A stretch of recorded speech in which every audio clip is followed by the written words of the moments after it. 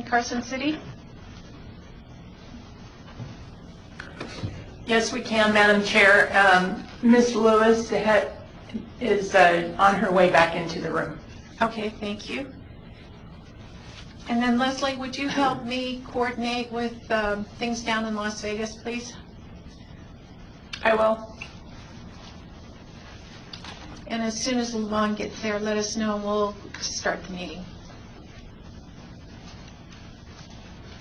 She is walking in the room.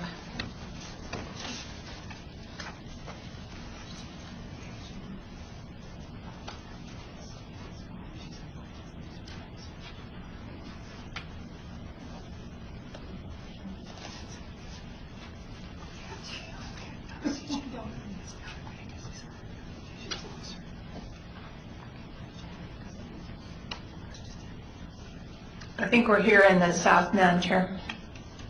Thank you very much. With that, this is the posted time and place for the Silver State Health Insurance Exchange, and I will call the meeting to order. First off, I will have Mr. Hager do the roll call for us. Ms. Atkins? Here. Ms. Lewis?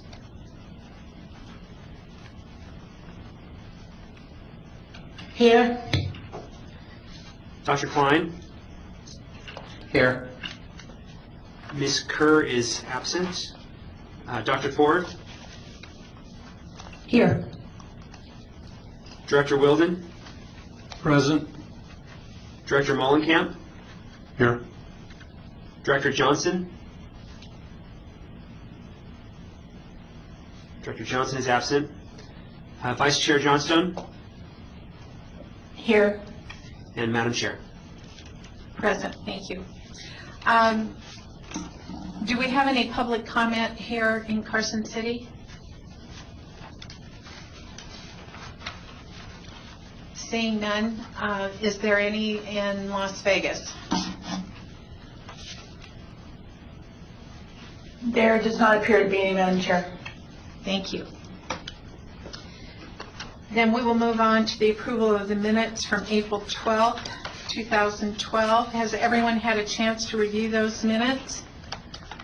And if you have, are there any amendments or edits to them?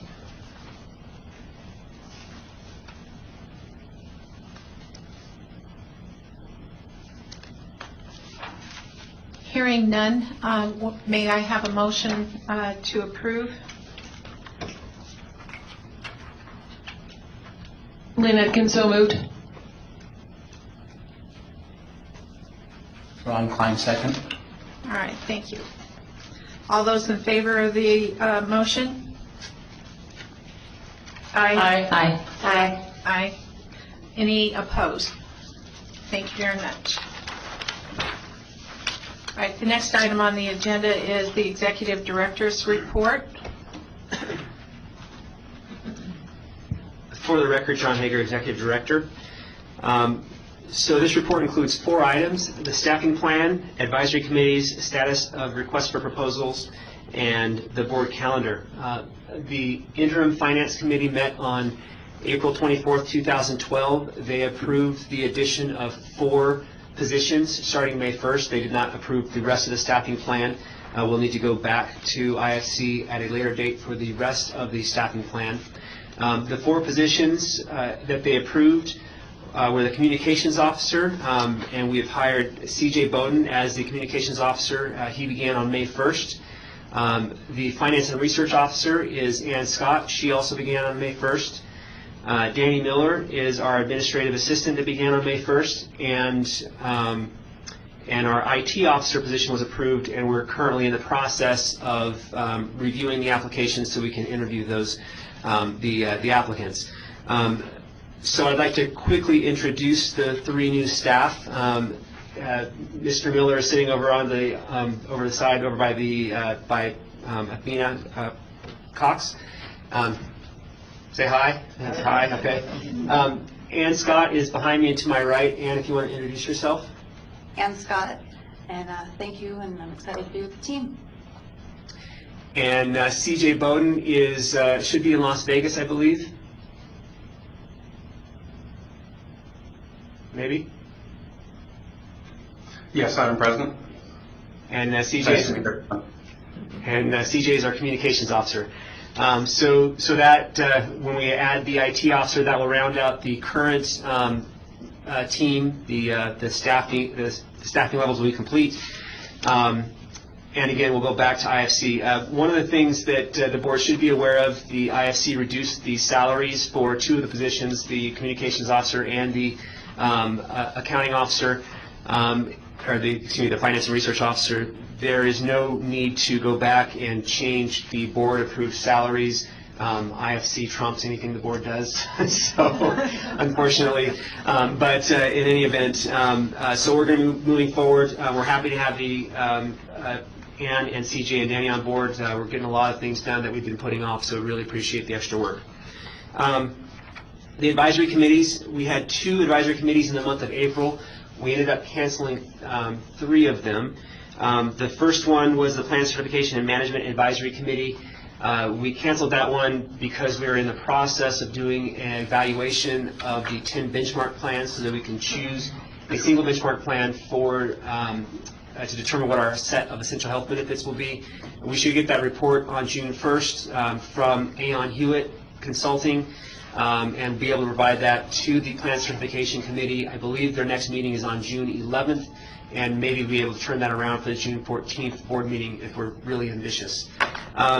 The SHOP meeting was canceled for a couple of reasons. Number one, we didn't have any additional new information, and we had actually difficulties obtaining a suitable location. I would like to thank Athena Cox for setting up all of these committee meetings and board meetings. It's quite a feat to set all of that up in very short order. Unfortunately, we just couldn't find an extra space in Las Vegas for the SHOP committee. And then finally, the Reinsurance and Risk Adjustment Committee was canceled due to a lack of a quorum because of a couple of last-minute cancellations.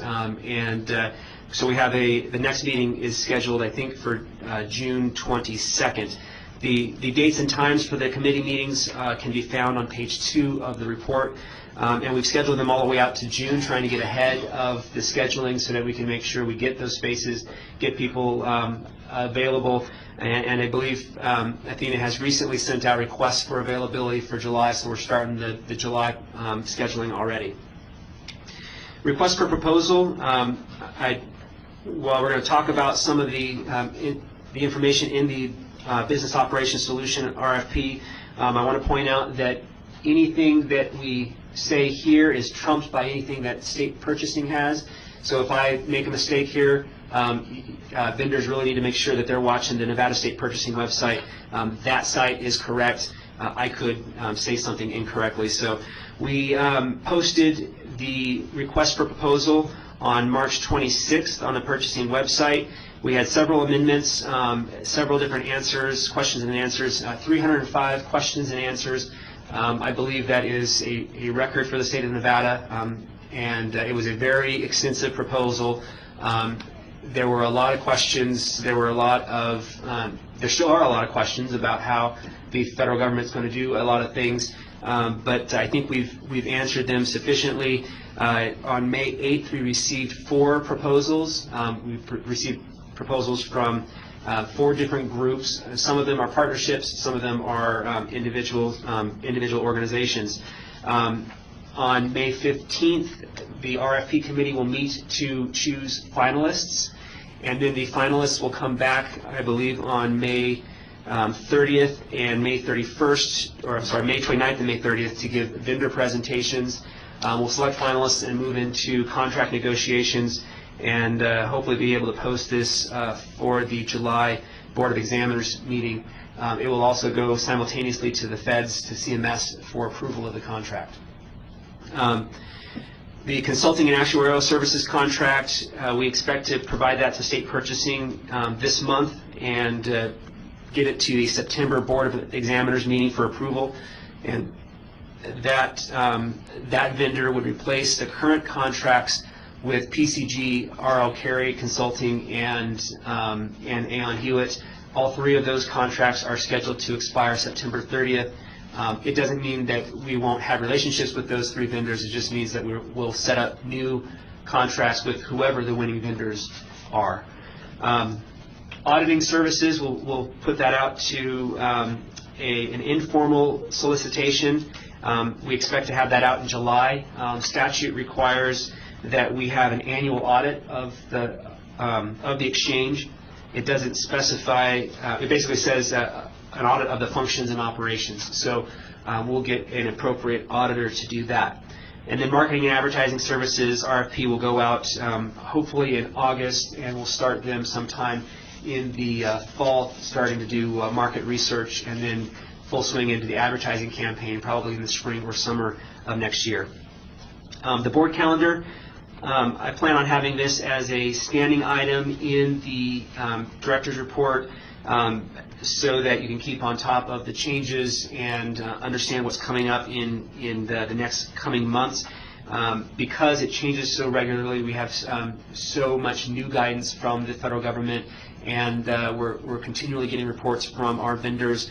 It's difficult to say for certain when any specific item is, so I want to make sure that the board has the latest set of items in the calendar and the ability to keep track of that. We've added a column. The original month shows the month in which it was originally supposed to appear before the board. So you can see that there are several items that have slipped from April and May into May and June, and even into July. So with that, I'll be happy to take any questions. Thank you, John. Do we have any questions from board members to John Hager?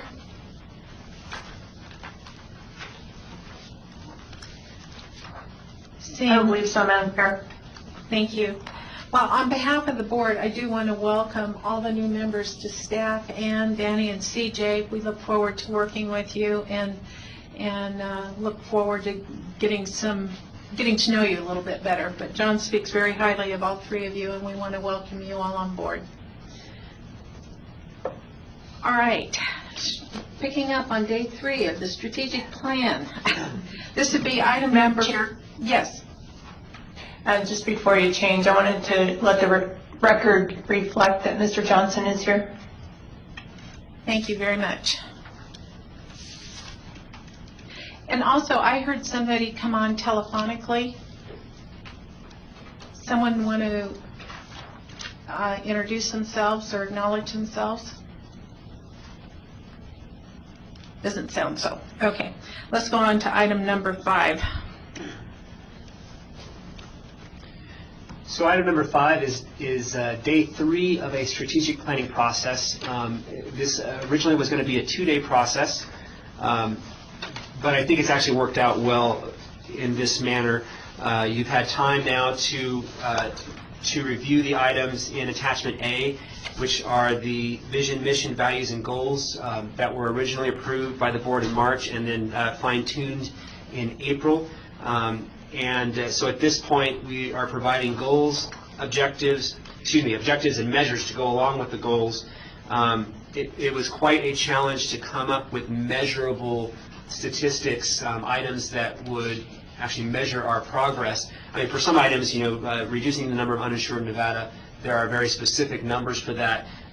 For the items, the goals later on in the report, for instance, assisting residents in Nevada with access to programs, premium assistance tax credits, and cost sharing reductions, those have been a little more challenging coming up with those items. It has been very helpful to have additional staff on board to help brainstorm some of this, talking it over with them, talking it over with our consultants.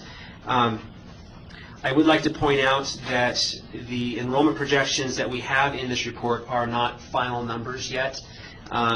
We are working with the Department of Health and Human Services for finalizing our estimates, and even with what we might call final estimates of enrollment for our agency request budgets that will be submitted in August, those numbers will be updated later on in December. So at some point we'll want to establish this is the final numbers that we're going to use for our strategic plan. But because we've not finalized the method of estimating those numbers, I would like to say that whatever we approve here, perhaps we bring this back to the August board meeting. When we present our budget, we'll present the updated numbers, and so everything will be concrete, if you will, at that point. So perhaps you'd like to go through this just one goal at a time.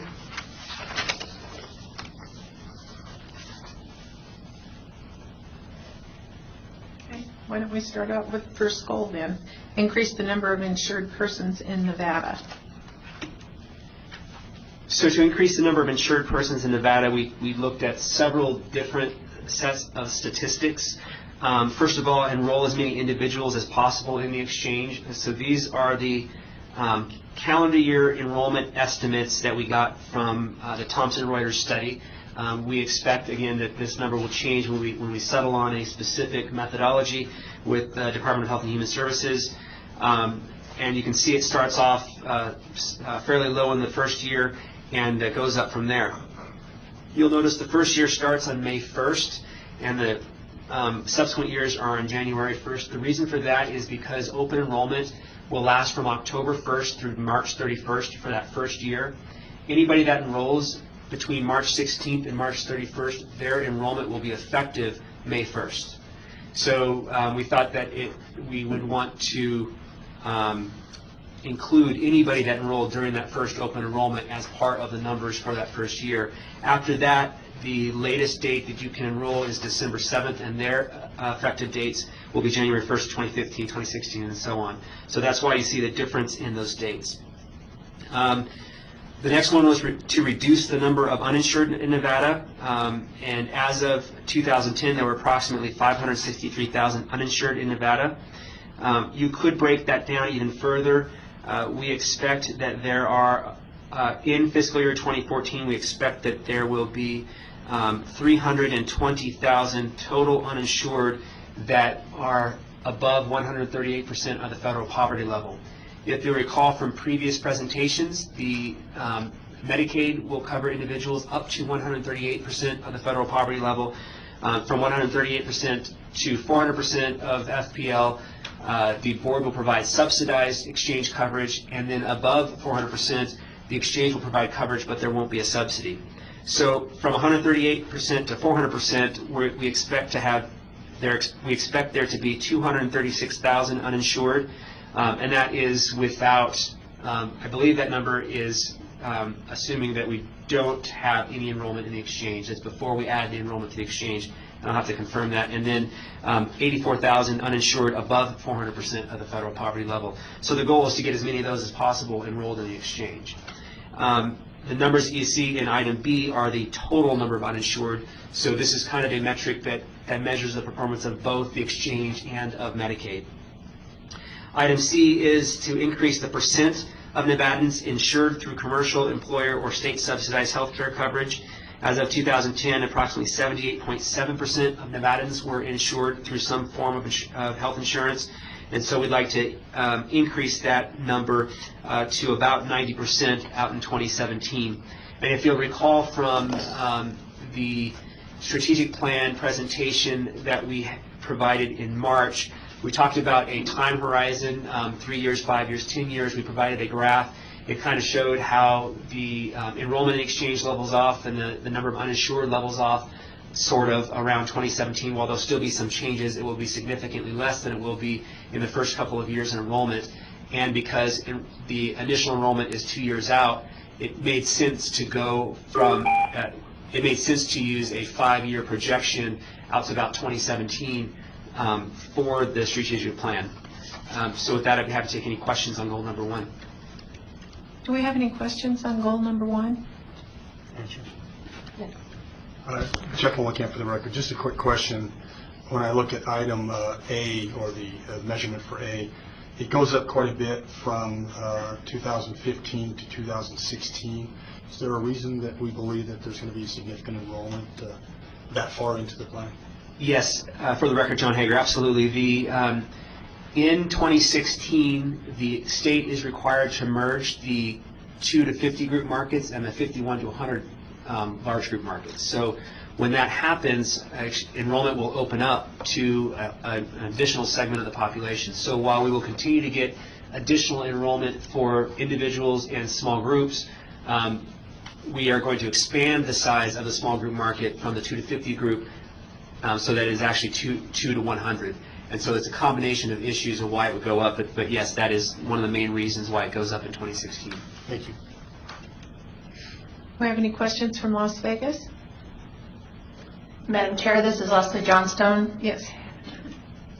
I think because the numbers of total eligibles to join the exchange will continue to change and be reestimated, I would think we might be better served by shooting for a target percentage of enrollment, and that being a percentage of the non-Medicare, non-Medicaid eligible uninsured individuals, rather than putting this in terms of a total number of members. Look for a target percentage of the market that we're that we would be the venue for.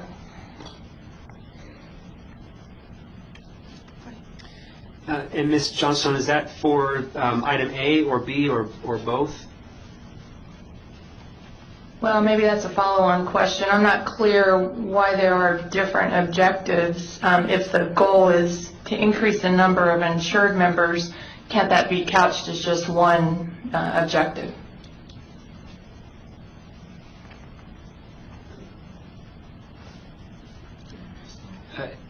Yeah, for the record, John Hager, it certainly could be simply one objective, and so item C actually is specifically the percentage of insured persons in Nevada. So this is Leslie Johnstone. So I think what I would be inclined to go towards is the approach of item C, but limited to the percentage of uninsured who are not eligible for any other program, rather than the total market. Because this is the objective and goal of the exchange, not of the entire insurance industry in Nevada. For the record, John Hager, so just to make sure I understand, so your suggestion is to create targets that are the total enrollment in the exchange divided by the total eligible enrollment, or the total market, total members in the market that are eligible for coverage in the exchange. Correct. They don't have coverage through any other means. Okay.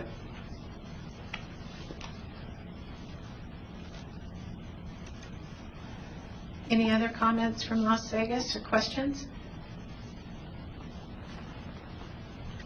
Madam Chair? Yes. Just along those lines, if the board were to go that route, the committee were, then your goal, increase the number of insured persons in Nevada, you might look at changing that to, increasing the number or percentage of that are covered under, that are eligible for the exchange or something along those lines. Just a thought.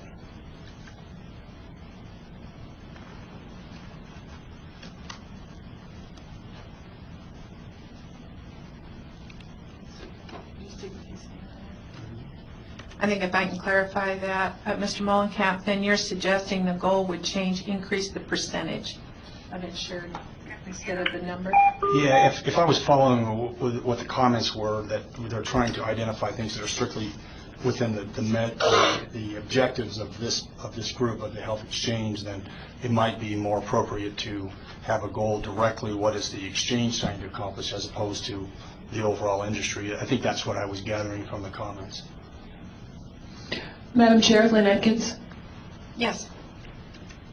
I agree with Ms. Johnstone. I think our measuring could be percentage, but I do think leaving the goal as increasing the number of insureds, I just think that's clearer and makes more sense, but I just think the measurable target could be percentages.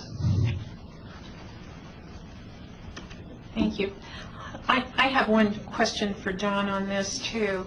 And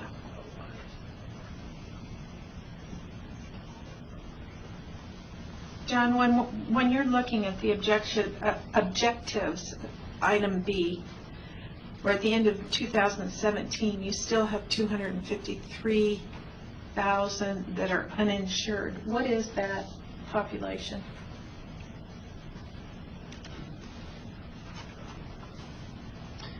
For the record, John Hager, 253,000 uninsured in Nevada.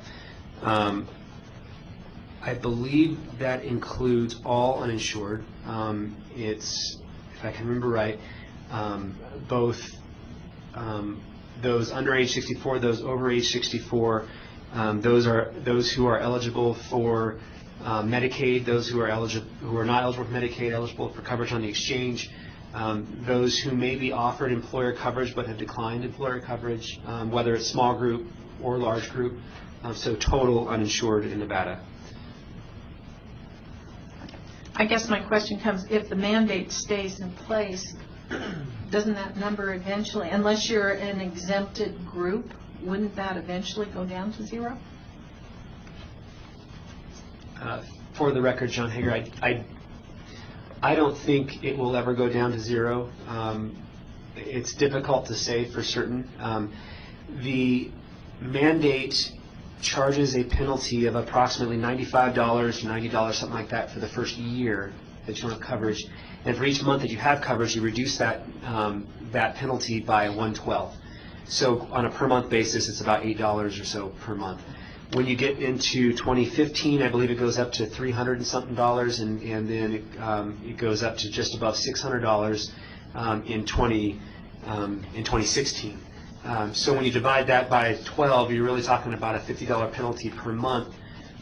Whether an individual wants to pay, potentially $200-300, or if they would rather just take a $50 penalty, it's hard to tell. But my guess is that there will be a significant portion of the population that will not take that up. In Massachusetts, I believe the percent of uninsured is about 1 or 2%, which is pretty low. However, they have very high subsidies, up to 300% of the federal poverty level, and in fact, I think it might even be fully paid for. And then their penalty for not getting insurance is about $1,000 per year. So significantly more substantial subsidies and significantly more substantial penalties, and they still have a 1 or 2% uninsured rate.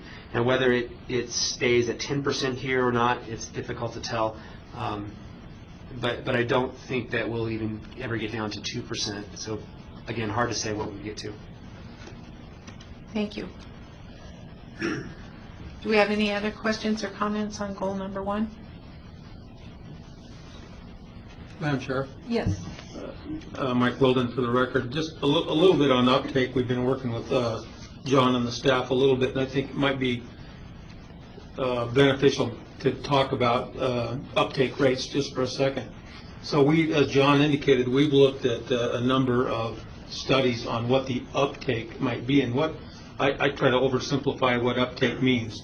If we have 563,000 uninsured, if we had 100% uptake, at some point in time there are no uninsured. That whether it's 1 year to get there, 2 years to get there, or 5 years to get there.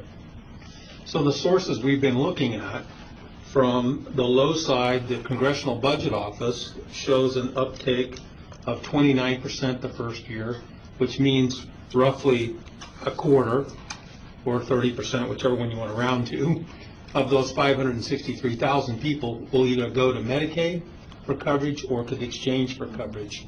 On the high end of uptake estimates, CMS, the Office of the Actuary out of the Center for Medicaid and Medicare Services, has an uptake rate at 77%.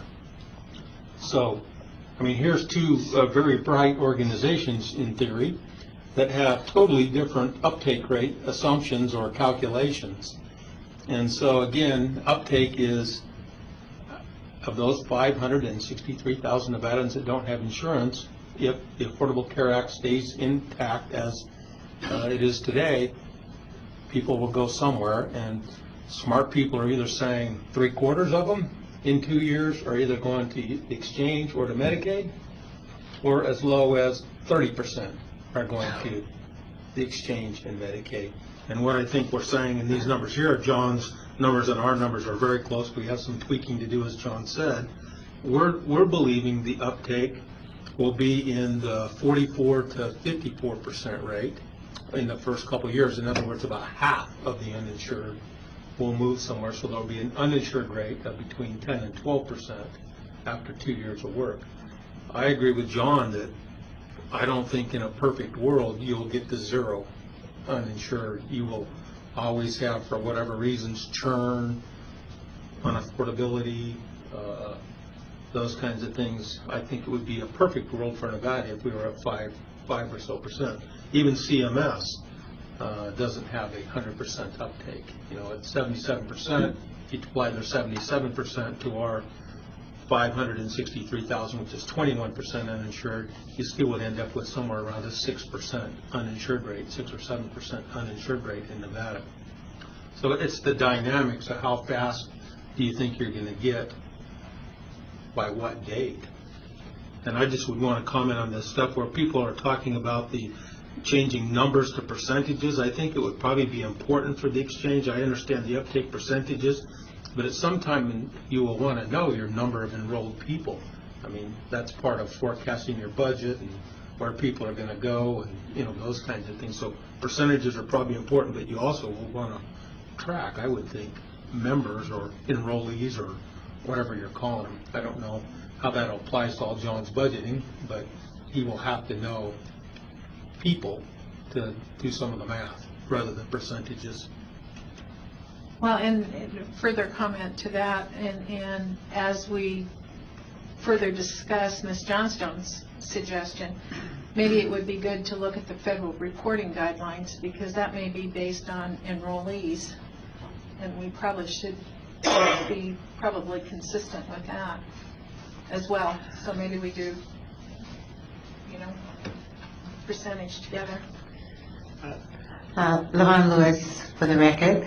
And I just wanted to comment that as we look at finance and sustainability, I think we have talked to a large degree about enrollees and numbers of people enrolled in the exchange. I'm sure that we can get there either way, but just wanted to make that point. Madam Chair, this is Leslie Johnstone. I didn't mean it to be mutually exclusive. It's just me personally, 279,000, I don't know if that's a lot of people or not enough people, so it helps me if I put it in a relative terms. So if I could suggest something along the lines of the target enrollment would reflect the reaching a goal of 40%, 60%, 70%, currently estimated to be X hundred number of Nevadans, something like that, so that we don't have to keep coming back to the strategic plan. The strategic piece of that is to get half of the population in the exchange or 3/4 of the population in the exchange, and then you can update us periodically about or manage what that means in terms of the total number of members as an aside. But so to repeat myself, I didn't mean it to be mutually exclusive. Thank you. I think all the comments are well taken. For the record, John Hager, one additional comment. When we originally were putting this together, you know, the goal is to increase the number of insured persons in Nevada. So you could say, all right, we'll just look at the number of insured persons in Nevada. That doesn't quite show the whole picture, which is why we broke this out into several different objectives. You could say, well, the number of insured individuals is increasing, but so is the population, and you haven't actually reduced the number of uninsured. So we thought it would be appropriate to provide all three of these items, and I do think that providing both the members and the percentage would be helpful, so we get a better idea of where we stand versus total eligible. But I do also think that it's important to have several different objectives here measuring this, because one single number doesn't necessarily tell the whole picture. Again, if we say enrollment, all we're saying is this is how many people are on the exchange. But if our population in Nevada is expanding explosively like it did at the beginning of the past decade, then that really doesn't mean much. We just simply have more market there to take up. So I do think it's important to have multiple objectives. Again, as we indicated at the beginning of this report, these are all starting points, and we can adjust and tweak these as we go. With the amount of discussion about this, it might make sense to take this back again for a day 4 with with all of the comments from the board incorporated into it. So not necessarily any action today, but come back and say, all right, this is what we think you said. Do you agree with that? I think that's a great idea. Thank you. Why don't we move on to goal number 2 then?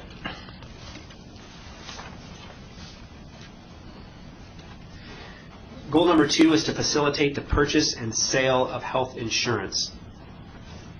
And so for both of these ones, we basically have used, actually, is there more than one? There's actually 5 objectives.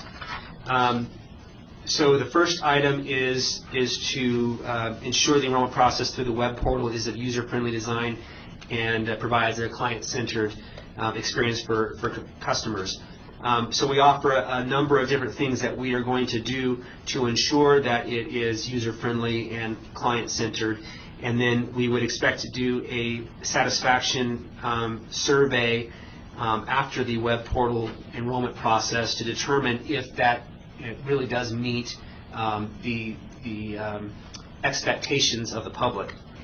Item B is slightly different, but basically it is focused around the call service center, and so we're going to ensure that we have a time to answer less than 30 seconds. The average abandonment rate is less than 2%, and various items in there. And again, with a user satisfaction survey of 95%. Now, it may not be realistic to assume a 95% satisfaction rate in the first year. I would hope that we have as many of the bugs and kinks worked out before open enrollment as possible, but certainly there will be some ongoing testing and improvements as we go. So whether we say 95% in the first year, or we say, well, maybe we should shoot for 95% in the second year, create a different percentage for the first year, or not create one at all for the first year, something for the board to consider. The other thing are walk-in locations. While the Consumer Assistance Committee indicated that we will not use exchange-based walk-in centers, there will be walk-in centers for navigators and brokers who have locations that a person can come to purchase insurance. And so we would offer a similar method of measuring whether or not the service provided by the navigators and brokers was sufficient in a similar manner. And then finally, we started thinking about how do you determine what the best value is, the way to ensure that the products sold into the exchange are of sufficient value, or they're of good value for the individuals that purchase coverage on the exchange. So there's a couple of different ways. It's difficult to measure that for a subsidized group because the subsidy in and of itself pushes people toward the exchange. However, there will be a segment of the population that is unsubsidized that will purchase insurance on the exchange. And so if we are actually providing a value to the market, we should actually get coverage. We should actually be covering individuals who are not subsidized as well. So we've thrown some numbers out here. Again, these numbers are subject to change, but that would be sort of a measure of how well we are providing coverage that is not subsidized. This would be for individual enrollment. And then the other way to measure the expectations of the consumer as compared to the items that are offered by the qualified health plans is to measure the churn at each of the open enrollment periods. So if customers are very satisfied with their plans, then they would expect, we would expect them to stay with their plans. And if they're unsatisfied, we would expect more people to try and switch to other products, to try and try out different products that they are more satisfied with. So, so we threw out a number of the expectation that 80% of consumers will stay with their selected plan in subsequent open enrollments. And with that, I'll be happy to take any questions on goal number 2. Do you have any questions from Las Vegas? Madam Chair, this is Leslie Johnstone. I'd like breaking out the objectives between the different entry points into dealing with the exchange. And by way of background, is the intent that each of these entry points the individual interacting, are they getting their answers via the web portal?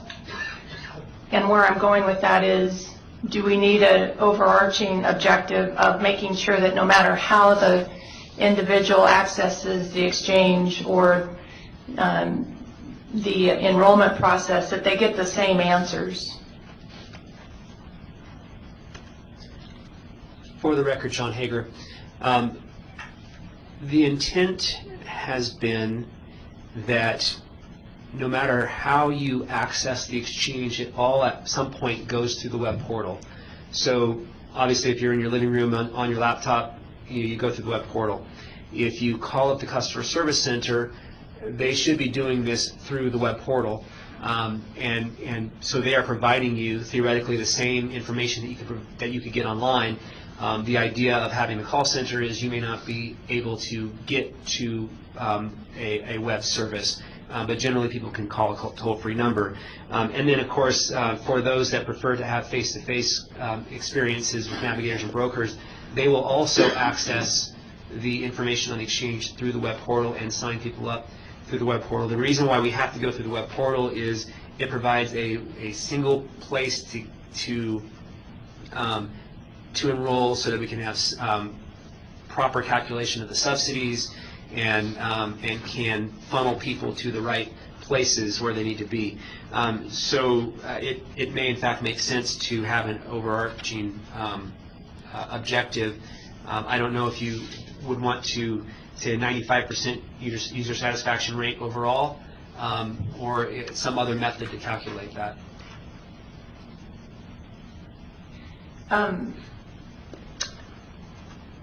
If I could ask a couple more questions, Madam Chair. Please, go ahead.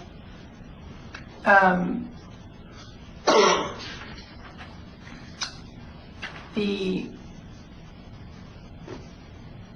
customer satisfaction or member satisfaction in D and E, what it's trying to get at, I think is important. I'm a little uncomfortable for the same reasons as on the first objective or the first goal of trying to come up with some gross numbers for the unsubsidized members and the number of plans. We haven't seen any plans, so to say 5 is a good number, I'm not sure is strategic in nature. And so I would be uncomfortable at this stage including item D. But item E, I have a question about how often can a member change their plan to suggest that looking for that movement would be a way to measure it, their satisfaction. For the record, John Hager, all of the customers in the exchange will be able to change their plan during open enrollment each year. And so the intent of this was to measure how often they stay with a plan during subsequent open enrollment, so the second and later open enrollments.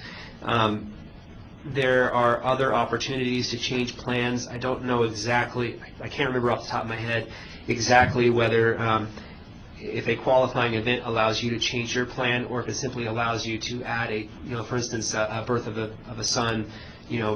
Does that allow you simply to add your son onto your plan, or does that allow you to change the plan? I'm not positive about that, but everybody can change their enrollment during the open enrollment periods. Okay, and then one last question, Madam Chair. Is there a thinking that we will have an appeals process or a complaint process that we could count the number of complaints about how the service was provided and or the appeals for information that they received that they think is incorrect? Something along those lines that might be able to be a gauge on member satisfaction. For the record, John Hager, yes, we do expect to have an enrollment appeals process. We're working on that, and that certainly could be a factor. When I spoke with our consultants, the experience in Massachusetts has been that there has been a nearly negligible appeals rate, but we could certainly include that as a 0.15 complaints per 1,000 or something of that nature. Madam Chair, Lynn Atkins, I'm not sure about the numbers on that and what the percentage would be, but I definitely think this needs to include something about a clear, transparent appeals process for consumers. So I would like to see that in here as well. Lavon Lewis for the record. In item number C, I would also like to ensure that 80% of the consumers stay with their selected plan, provided their plan did not drop out of the process during the year. In other words, if the plans left that they were enrolled in, then they would have no choice but to leave.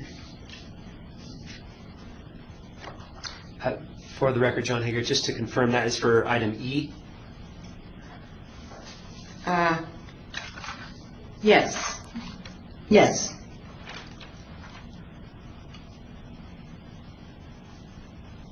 Any other comments from Las Vegas? Any here in Carson City? Well, I had a comment that I brought up with Mr. Hager earlier today, and he briefly touched on it a little bit, and that was in measures, let's see, A, B, and C, where we achieved the 95% user satisfaction. I really felt that that was rather aggressive for first year out. I think when you bring systems up, it's really uncomfortable for everyone until they get used to it. And I would suggest that we not make it look like it's within the first year, but give us some growing room there so our navigators really get to learn our system and then kick a satisfaction level after that. But I think there needs to be a real grace period of education and communication with the people that are going to be using it before we try and reach out to surveys.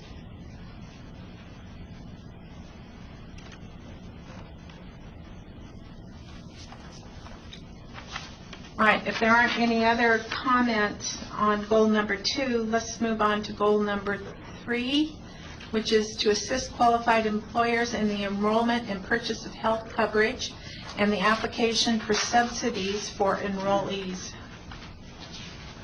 Mr. Hager.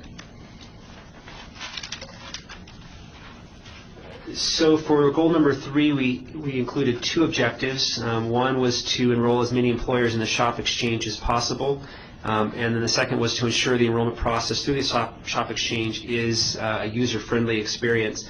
So item B is very similar to the previous goals, objectives A, B, and C in the previous item. And then item A provides us with some goal to as to the number of employers that we would attract to the SHOP exchange. And I suppose on this one we could also provide a percentage of employers out there. It's this one becomes a little bit difficult because you also are competing against self-funding. While there is less self-funding in the group, the 2 to 50 group, employer group market, that is becoming more. There are becoming more groups that are doing self-funding to avoid some of the requirements of the Affordable Care Act, to avoid some of the premium taxes, and with some of the low stop-loss rates that are provided from reinsurers. That is becoming more of a reality for some of the smaller groups. So you're still not going to be able to do that for really small organizations, but as you get obviously more and more employees in a group, the easier it is for an organization to self-fund. We could provide a percentage for this if the board would like, but I'd be happy to take any questions on that. Mr. Hare, what is the size of the universe of small businesses with 2 to 50 employees in the state of Nevada? Do we know? Have it at the office. We had that information at the Legislative Committee on Healthcare on Tuesday. we didn't bring that here. I want to say there's something like 100,000 small employers, but 96,000. Yeah. Yeah, it's around that number. It's hard. I can't remember off the top of my head. Okay. It's significant then. I know small employers are the largest number of employers in the state, but I just didn't know what that universe looked like. And for the record, John Hager, the reason we chose some of these actually very low number of employers that would do this, this sort of mimics what the Utah Exchange has. It's fairly low enrollment, I mean, as far as the number of employers. So. All right. Any questions in Las Vegas on goal number 3?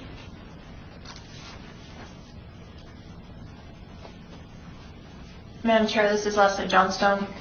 I would again ask that this be reflected somehow as percentage of the total marketplace with estimated numbers of employers that reflects. The other thing, and I don't know enough about this to give a specific suggestion, but in terms of the premium administration, somehow giving ourselves a goal for how well that functions, either percent processed without problems or billing disputes, or maybe just leave it at that for John to think about when he brings that back. But the administration of the shop as well, to make sure that we set a goal for ourselves on how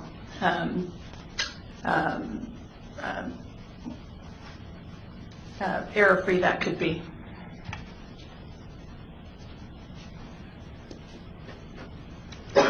Thank you. That's a good suggestion. Any other comments from Las Vegas? Any here in Carson City? I guess I would just follow through on item B with that percentage of satisfaction at 95%, that would give ourselves a little bit of breathing space to educate people. All right, if there are no further questions, let's move on to goal number 4, which is to provide consumer education on matters relating to enrollment in and effective use of health insurance. For the record, John Hager, for goal number 4, we've included 2 objectives. One is to increase awareness, and by awareness we mean attitudes toward and accuracy of individuals' understanding of the exchange as a place to purchase coverage. And we would expect that we would be able to measure that with the vendor that we choose for a marketing and advertising campaign. They should have the capability to do the research, the market research that we require to figure out where we're at this, and to be able to target specific populations to increase the awareness where we need to. So we've split this into 4 groups. These are obviously all Nevadans, Hispanics, American Indians, and other minority groups. The reason that we've split it into these segments, obviously we want to increase awareness among all Nevadans so that everybody has the opportunity to purchase insurance. We specifically indicate Hispanics because the number of Hispanics that are uninsured, I think the rate is something like 45%. It's significantly higher than the rest of the market, and so I think it's important to target that specific population, as well as the American Indian population. While I think the number of the percent of American Indians that are insured, I don't have the specific statistics, but I think the number that are insured, the percent that is insured, is slightly higher. There is a significant portion of the American Indian population that they may not have insurance, but they go to Indian health clinics. So we want to also target that group as well, and then other minority groups as well. So that's the awareness objective. On the second one, to establish health insurance educational seminars provided by the exchange, navigators, brokers, and other partners. We want to reach as many Nevadans as possible with the campaigns that we provide, with the educational seminars.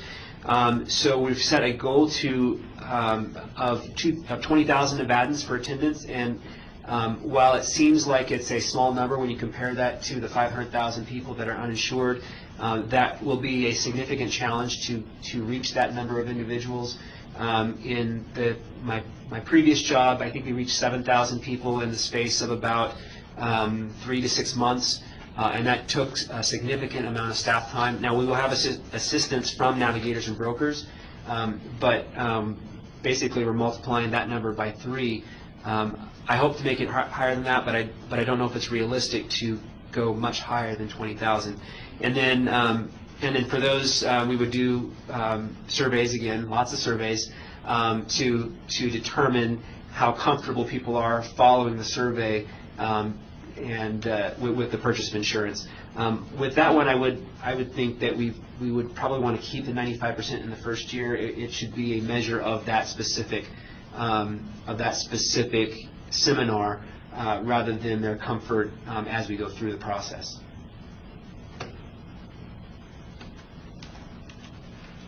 Any questions on goal number 4 or comments, edits? Madam Chair, Lynn Edkins. Yes, Lynn? 2 comments. I assume on A, items 1 through 4 is not an exhaustive list, and it's just some examples. So if we could put this list including but not limited to, but I would hope to add social media because I think that's going to be a big communication effort. So I would ask that be added and then also be qualified as I just suggested. And the awareness measuring, do we want to put on there though those who maybe are eligible for the subsidy rather than in addition here rather than just ethnic groups? Because I would assume that that's going to be the major focus is letting people know that they're eligible for a subsidy and therefore to come to the exchange. So just a couple thoughts.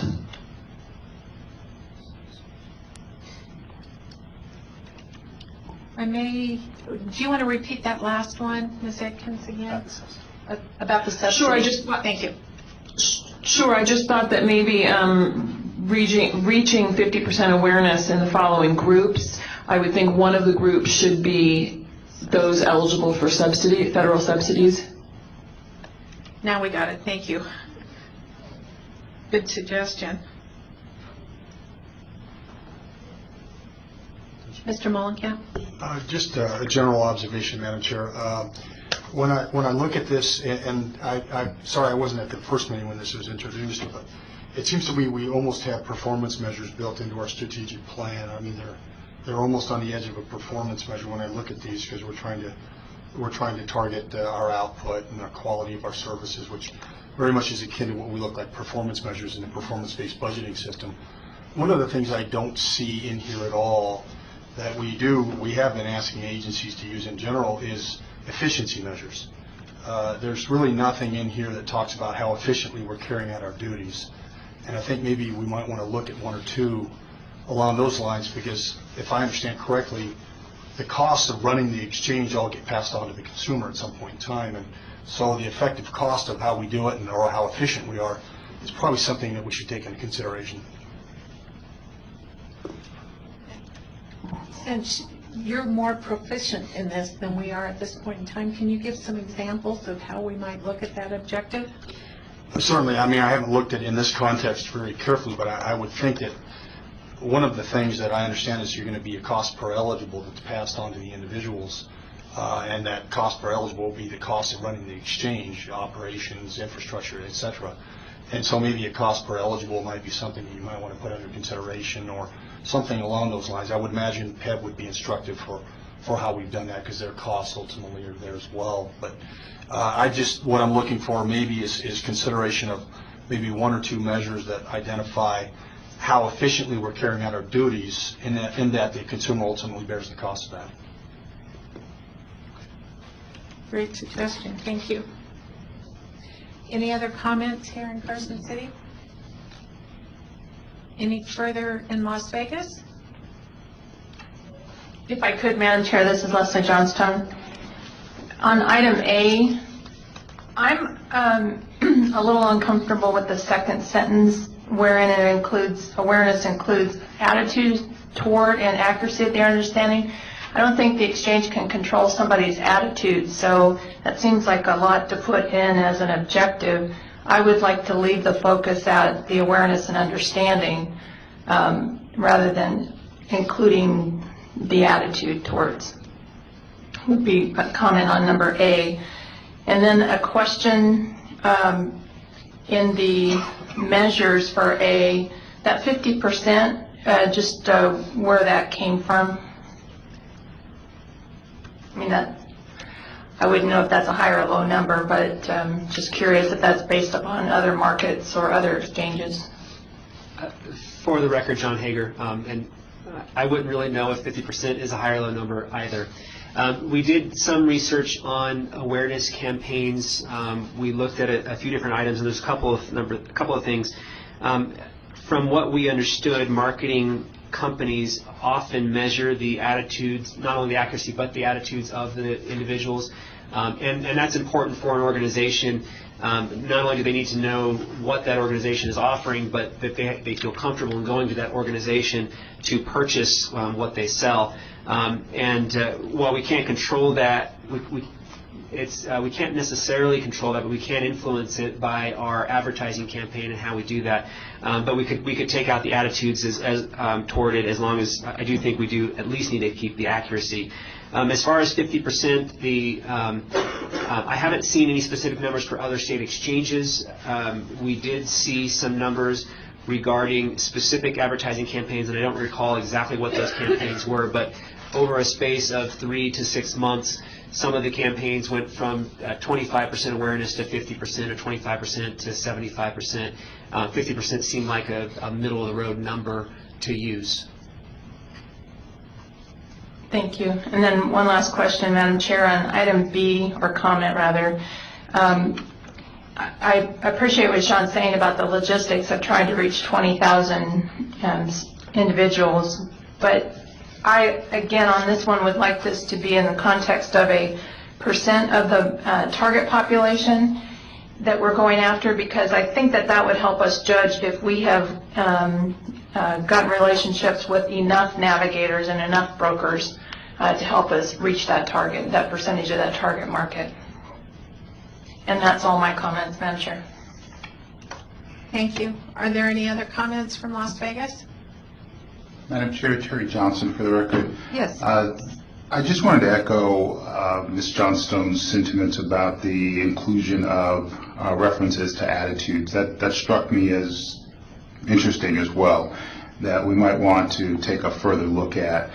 And with regards to Director Mullenkamp's comments about efficiencies, that perhaps in connection with this particular goal, if we were to look at the persons that are aware of and eligible for participation in the exchange and the % that actually follow through and enroll, that could give us an indication of the efficacy of our efforts in regards to goal number 4. Thank you.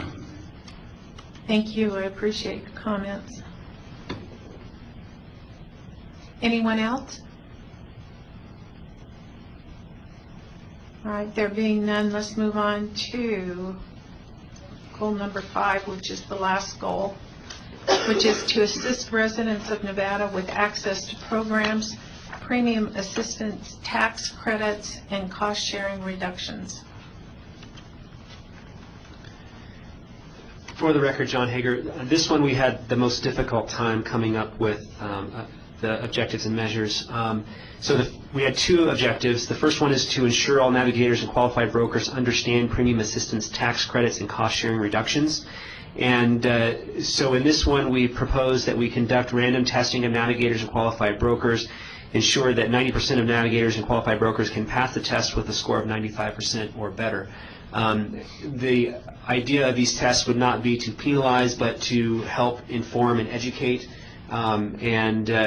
So while a typical test in school you pass at 60%, or some certifications they're 70%, I would really hope that we could get the accuracy of information up to 90 or 95%. 95% may be a little ambitious, but again, the goal for the program as a whole would be to get at least 90% of them to get up to 95%.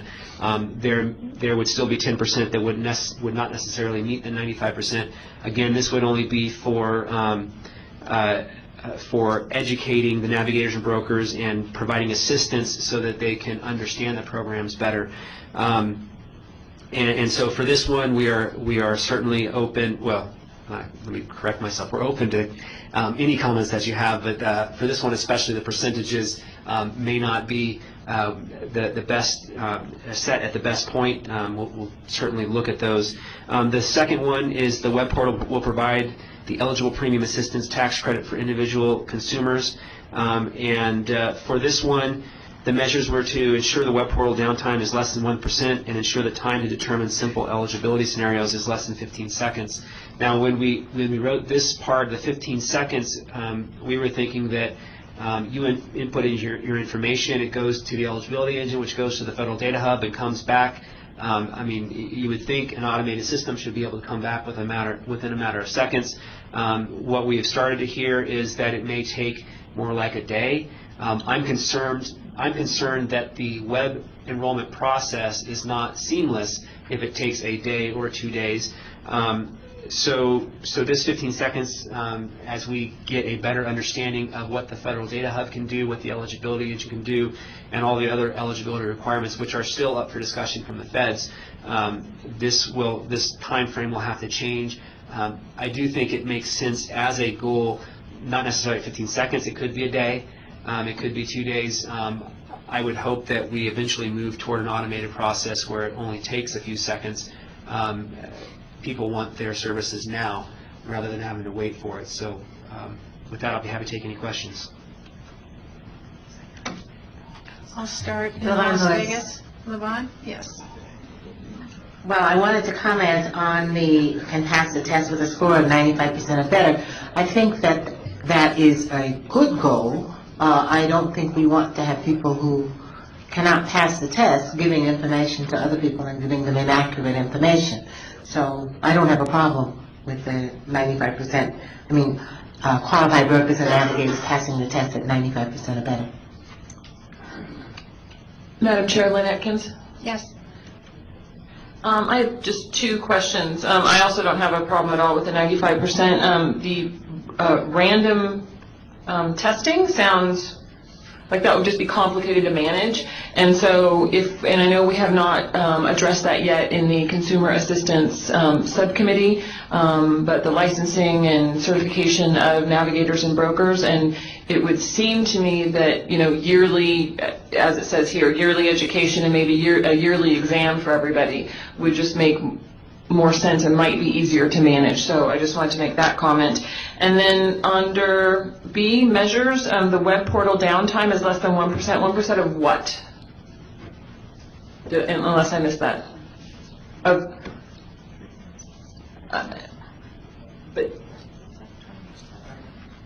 can you go over that one with me? I'm sorry. For the record, John Hager, so for every 100 minutes, it would the total downtime would be less than a minute. And for this one, that actually 1% might be high. That might be more realistic for a web portal to be closer to 0.5%, or no, excuse me, 0.05% or 0.1%, something like that, maybe even less than that. We will need to get with the business operation solution vendor to determine what an appropriate time would be. And again, as we discussed earlier, we would plan on bringing this back in August, as we've got all of this, hopefully at that point most of the policy decisions made, we've got the budget going forward, we'll have enrollment numbers. So yes, I would like to, looking at that now, 1% seems high. But yeah, so for every 100 minutes it would be down less than a minute. We probably need to make that more like for every, I don't know, we'll make it an appropriate number at a later time when we figure out what is appropriate. Any other questions or comments from Las Vegas? How about here in Carson City? I have a question for Mr. Hager, and it may be premature, but it's going along with the testing component in that measure. Do you see a continuing education program being developed for our brokers and navigators? For the record, John Hager. So we are bringing a staff recommendation to the Consumer Assistance Advisory Committee for next Thursday. And there will be an ongoing educational component to that. And Mr. Roos, do you have any other comments, because you have reviewed that report a little bit more? Or maybe Mr. Bowden does.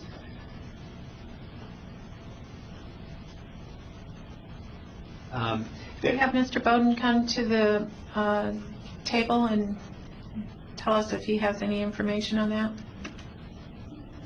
For the record, this is CJ Bowden, Communications Officer. We've developed a navigator and broker plan that will be submitted to the Advisory Committee for Consumer Assistance for review and approval. That will go on the May 17th meeting. And for continuing education, we've looked at different programs within the United States on how Medicaid and Medicare, different volunteers are certified, and we've looked at combining something that would be right for Nevada.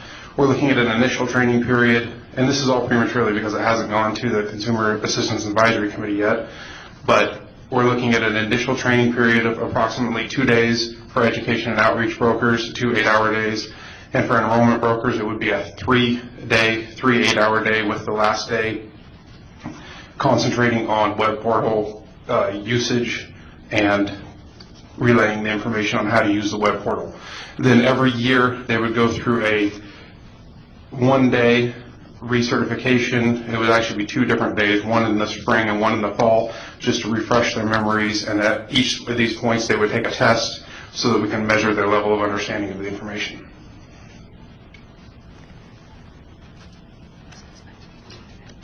All right, thank you. Like I said, my question may be premature, and it was, but thank you for the information. That's good. All right, I believe that concludes all 5 of the goals with the objectives. Oh, okay. Mr. Hager's just saying maybe we might want to do public comment on this. So I will open it up for public comment. Do we want to start in Las Vegas and see if we have anyone from the general public that can offer some comments or edits for any one of these goals and objectives? I do not see anyone, Madam Chair. How about here in Carson City?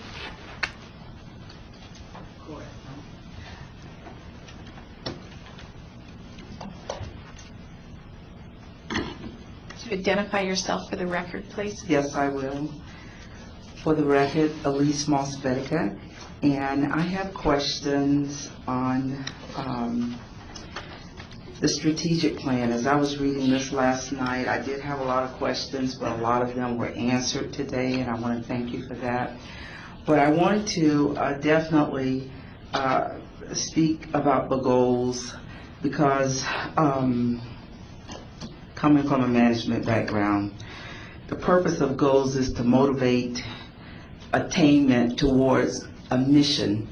So you define a mission, you set the goals, and people have to strive to get there. And when I was looking at the objectives and the measures for the objectives, I was a little concerned that the objectives did not specifically define the performance to get to the measure, and that it was not statistically quantifiable. And I'll give you an example of that. Goal number 4A, 50%. 50% is not defined. 50% of what? 50% of the uninsured, 50% of those who actually come into contact with the broker or navigator. So it was things like that, and each time I would see a percentage, it would be of what. And I believe, I don't know exactly who it was in Vegas, but they hit the nail on the head when they said 1% of what. That was another example, and then John came back and said 1%. He defined it. He defined it as for every 100 minutes down, that defines 1 minute. And each of these objectives do not clearly define the specifics. And so when you look at that, I have a problem with it. And on the numbers, and this was addressed, and I'm glad that a lot of people on the board did address these numbers. mathematically, they just do not compute, and I had a problem with that. For example, goal number 1, increase the number of insured persons in Nevada. And then we have the 1, 2, 3, 4.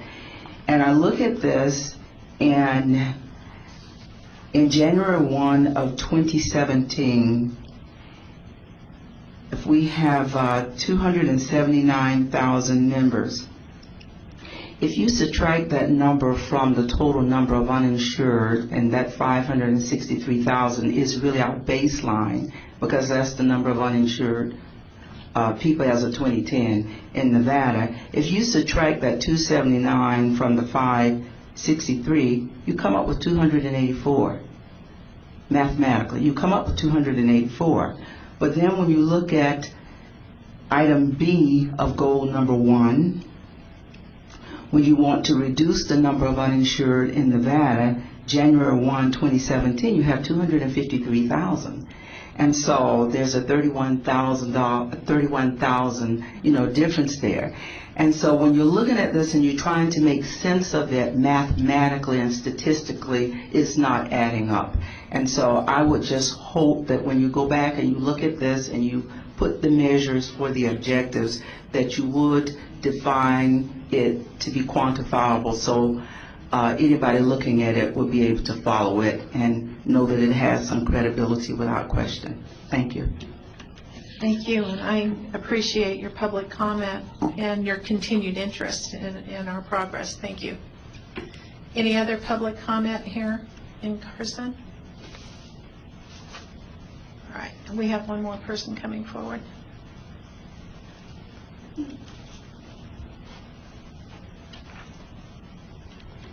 Good afternoon, Madam Chair. For the record, my name is Kathleen Conboy. I'm here today representing the Nevada Orthopedic Society. I just wanted to ask a question because or make a comment, I guess this is public comment, comment that this is an operational strategic plan, more or less. And some of the things that got discussed at the healthcare committee the other day and that I've had the opportunity to discuss with the insurance commissioner are not in here. And I'm wondering where they're going to fit under the purview of the MOU you're doing or some of the other discussions happening around the state. Those two issues are workforce, which was raised at the health committee the other day. Mr. Duarte answered the question, when it was raised, Mr. Duarte made the comment that for instance, his division is looking at what they can control, and of course that's important for him to do, and said that workforce needed to be looked at globally by more people than his department. And so when the exchange is trying to promote the development of a marketplace that insures more people, is workforce an issue, a policy issue, or a perspective that you're interested in discussing? And then when we're talking about workforce, the discussion about adequacy of network, which is very important to the doctors I represent. They're hoping that the networks will be adequate, that their patients will have access to a diverse network of physicians. So I'm just wondering where those, what I consider to be huge questions, are going to be discussed and looked at strategically as you're looking at other things strategically. Thank you, Ms. Conboy. John, do you want to address that? Or Mr. Wilden? Looks like both of you want to jump in there. For the record, John Hager. The issue of workforce is a very difficult one for any single body in the state of Nevada. We are trying to provide access to insurance, and unfortunately, if we end up reducing the uninsured rate from 80% to 90%, we're effectively increasing the demand for services by 10% without that additional workforce. I think I'm concerned with it. I think the board is concerned about it. However, I'm not sure what we as the exchange can do about it. As Mr. Duarte, and I'm not sure if Mr. Wilden talked about it at the meeting, but as they discussed, it is a global issue that really probably needs to be taken up at a higher level. Perhaps at the legislature, perhaps at the licensing boards, it's difficult to say. Unfortunately, our statutory authority is pretty much limited at facilitating the purchase of health insurance. So I don't know if we can address the workforce issues, though I will say I think we are concerned about it. The adequacy of the networks, those issues are being discussed between the DOI, the Exchange, and Department of Health and Human Services, and we will probably, we may discuss those as well at the plan certification meetings. We are doing the research on that. I don't know if Mr. Wilden has anything to add, or Commissioner Kipper. I guess that's it. Mr. Wilden? I just would echo that the workforce issue is it's the sleeping giant, I think, that we're all struggling with. I agree with John's comment that, the Exchange has specific legislation. It's a marketplace to buy and sell insurance, and I'm not sure workforce is in their purview. It's their concern, I'm sure. Medicaid, again, we don't grow the workforce or license the workforce. It is a concern of ours. Our fear is that there will not be an adequate workforce, and that it may drive our rates up, Medicaid rates up, as we compete with a growing commercial market. As there are more insured in the commercial market, Medicaid's rates may have to be higher to compete in that market. So workforce is a huge issue. We don't have an answer yet. I think Chuck Duart's comments on Tuesday were right on point, that I think we're going to have to involve licensing boards, legislation, scope of work, licensing issues, university training programs. But I think workforce will be an issue. We may have insurance products and not an adequate workforce. And then Mr. Kipper's staff and my staff are working on the network adequacy issue. That is currently the responsibility of the Health Division Primary Care Office, working with the Insurance Commissioner, and we're trying to work through how best to do that. Whether that responsibility stays at HHS or goes to DOI, I think it will be a resource issue going forward, because we have like 1/10 of 1% of an FTE working on it, and we're trying to size that. And more inadequate your workforce is, the more complaints you get about access to care. So it's a huge issue, not yet tackled. Commissioner Kipper, do you want to add anything? For the record, Scott Kipper, Insurance Commissioner for the state of Nevada. I really have nothing else to add. I know that we have had a number of internal discussions, that is, with our colleagues at DHHS and also with the staff at the Exchange. And we will be continuing to work through this process and hopefully come up with a presentable solution, both to the Exchange, but also if there's a legislative fix, that we'll have something that we could propose for the upcoming session to address network adequacy. One last comment. You will likely see, I guess to the public, you will likely see a BDR going forward to deal with that, either out of HHS or out of insurance or out of both of us or somebody, because it will need to be dealt with in a more comprehensive way. And speaking as chairman, I'm very grateful to have these members on our board to give us their expertise and the knowledge that they have, because I don't think we could do it by ourselves. So thank you. Any other public comment here from Carson City? Given comments we've had up here, anyone want to come forward in Las Vegas? Doesn't look like it, Madam Chair. Okay, and I'm not sure if we have anyone on the telephone or not. I keep hearing people come on or go off. So if there's anyone on the telephone that would like to speak, this would be the time. All right, thank you. So let me just recap our item number 5. We've had a lot of discussion on the strategic plan and the objectives, and a lot of comments for amendments and improvements. So we will not have a motion or action on this. I will direct it back to staff to incorporate some of the ideas that we've gotten from the members and from the general public. And we'll look forward to bringing that back in June or July then. So let's go on to item number 6.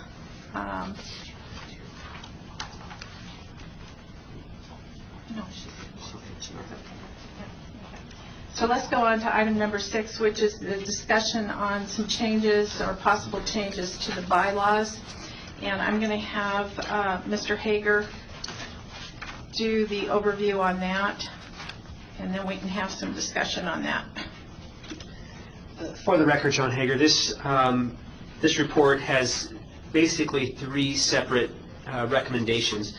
The first item surrounds the articles that are already enumerated in statute. If you go through the statutes, if you go through the statutes and you go through the bylaws, the first 10 articles out of 12 are copied basically from the statutes. Now, they're not necessarily the same order, but every single line that's in the bylaw is already provided in NRS Chapter 695I. The concern about that is as things change in a source document, it is sometimes difficult to keep up with changing all of the documents that are copied. And while this is only a single document and it only references the statute, the concern is if statute were to change, would we remember to change the bylaws to make sure that it matches?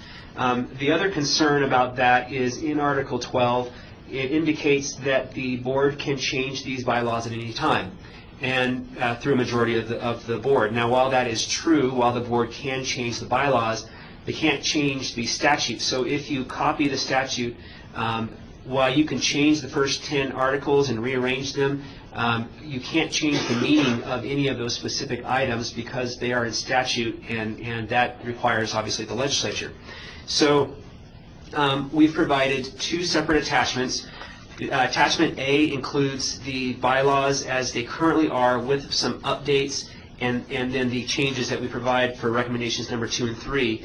And then attachment B provides the bylaws as they would appear if we were simply to reference them.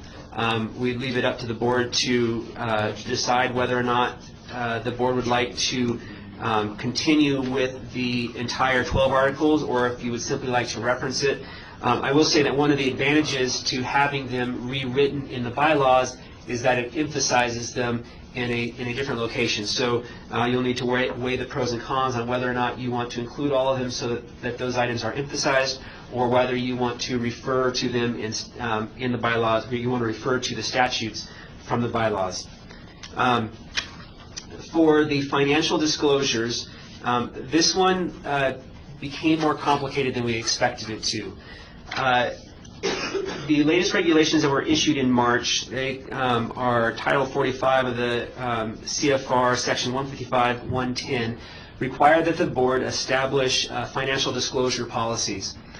The Secretary of State already has a financial disclosure system in place. It's a web-based system. When you are required to do a financial disclosure, you go onto the system, you do your disclosure, and basically that's it. As directors are all required to do the financial disclosure. We do that upon our initial enrollment, and then once each year prior to January 15th.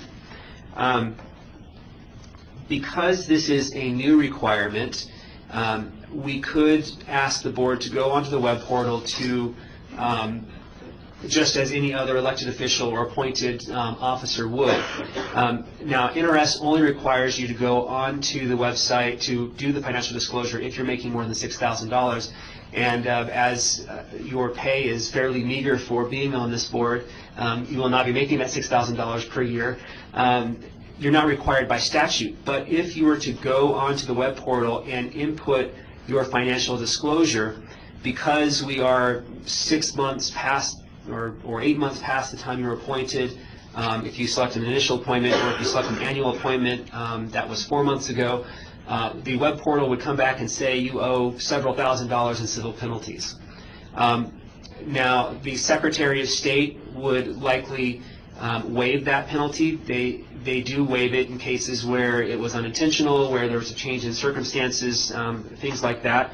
And in this case, it's a new federal regulation, so you should not be penalized. However, what will happen if that happens, that, say, $5,000 penalty will remain in the system permanently, while there will be a waiver in place, it could look kind of awkward, especially if somebody wanted to, if you wanted to run for a public office and somebody was trying to dig up information on you, that could look bad. So not that you shouldn't do the financial disclosure. Obviously, the federal code requires that the financial disclosure be completed.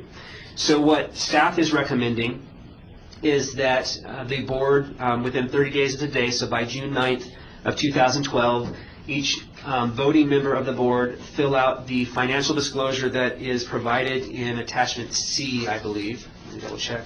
Yeah, Attachment C. And then submit that to me, and we'll keep that on file at the exchange offices. That's for the initial disclosure. Then in subsequent annual enrollment, or excuse me, annual periods, you would go online like any other elected or appointed official and do the web portal financial disclosure prior to January 15th each year. That way we can utilize the efficiencies that are already created in the Secretary of State's office. For any person that is appointed to the board after July 1st of 2012, we would require new appointed members to go online to do the financial disclosure on the web portal, just as any other individual who was newly appointed would do. So with that, we've added some language, and the language is provided in both Attachments A and Attachment B. However, in discussing this with the chair this morning, we've determined that perhaps we want to suggest some slightly altered language. So if you're looking at Attachment A, this is Article 6J that's found on page 4, and in Attachment B, this is Article 2B. So what we are proposing is that it be broken up into three different sentences, and would read as follows.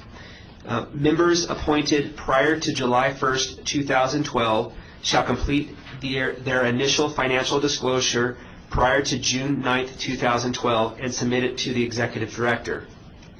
Members appointed after January 30th of 2012 shall, boy, my handwriting is horrible, shall submit their initial financial disclosure within 30 days of appointment as provided in NRS 281.559 and required by 45 CFR 155-110D2. Members shall complete the annual financial disclosure statement as provided in NRS 281.559 and required by 45 CFR 155-110D2. And then the last recommendation is regarding the Code of Ethical Standards. Board members are required to adhere to the Code of Ethical Standards as provided in NRS Chapter 281A.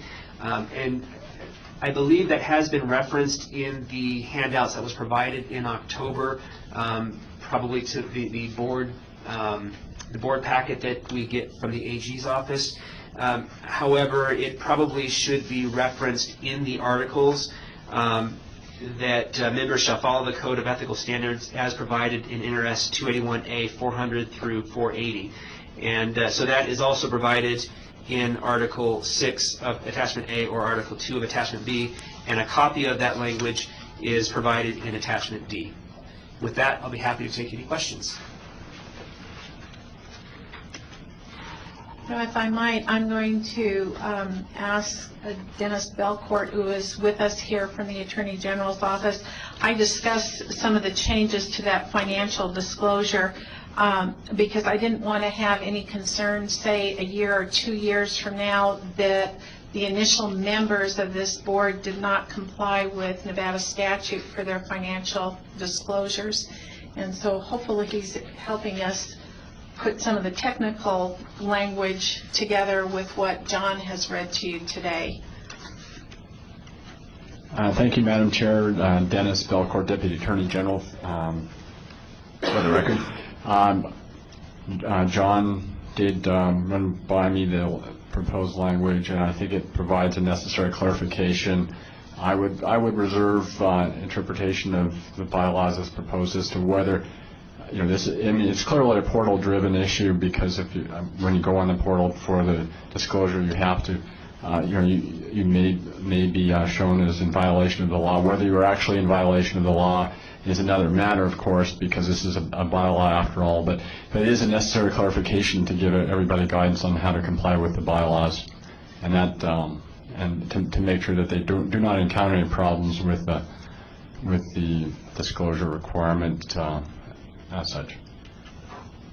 And just as a point of clarification, as the originating members of the board, when we complete that financial disclosure, we'll give it to John Hager. He will keep it at the Health Insurance Exchange office, and it will not go over to the Secretary of State.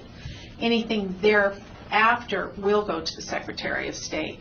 And in doing so, we will be in compliance with the Affordable Care Act and not out of compliance with Nevada statute. Have I correctly said that? For the record, John Hager, whether or not you do the financial disclosure, you will not be out of compliance with Nevada statute, because the requirement is only if you make more than $6,000 a year from your post. So you're, regardless of how we do this, you're not out of compliance with the Nevada statute. The issue comes in the perception that you are out of compliance with Nevada statute, and so that is why we're trying to do the paper document for this initial disclosure. So I'm going to open it up for questions then. Madam Chair, Lynette. Yes, ma'am. So John, could I just ask staff to send all of us some sort of a reminder and a link in January when you need this from us? Absolutely. This is Dr. Ford. I have a question. Yes, Dr. Ford? Yeah, so what I heard is you need a paper version in June? By June 9th.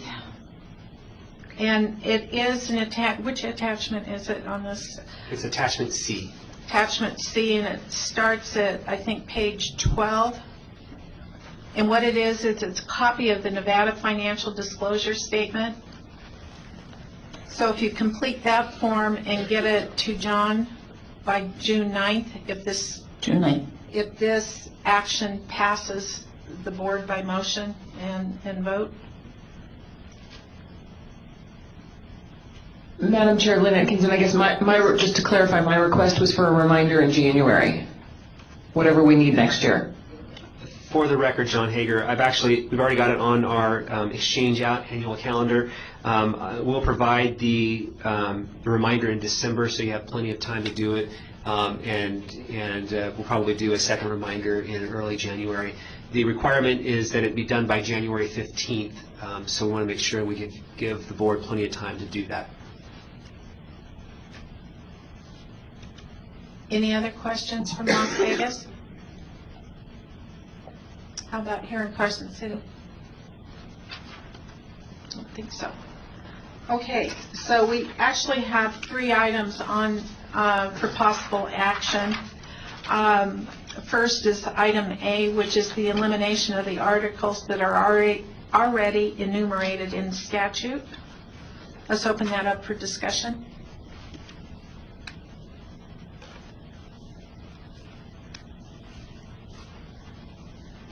If there are no objections, may I have a motion? This is Leslie Johnstone. I would move that the language from the statute not be repeated in the bylaws. All right. May I have a second? Lavon Lewis, second the motion. All right, thank you. Yeah, and just to clarify, this is agenda item 6A. All right. For the record, John Hager, and just to be clear, Ms. Johnstone, you're asking to go with the approach provided in attachment B? That's correct. Thank you. Ms. Lewis, is that your second as well? That is my second, yes. Thank you. I will then call for the vote. All those in favor? Aye. Aye. Aye. Aye. Aye. Anyone opposed? Thank you. Then item B, is the completion by board members of the financial disclosures required under 45 CFR, etc. Do we have any discussion on that agenda item?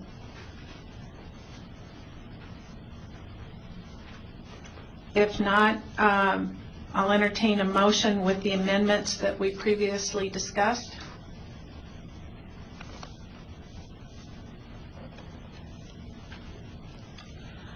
Levon Lewis from Las Vegas. Madam Chair, I move that the board complete the Nevada financial disclosure statements as required by the Affordable Care Act under the process as identified by the state, and now and will be identified in our bylaws.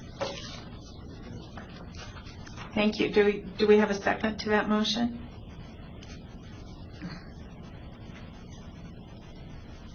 Ron Klein, second. Thank you, Dr. Klein. Any further discussion? All those in favor of the motion? Aye. Aye. Anyone opposed? Motion passes. Thank you.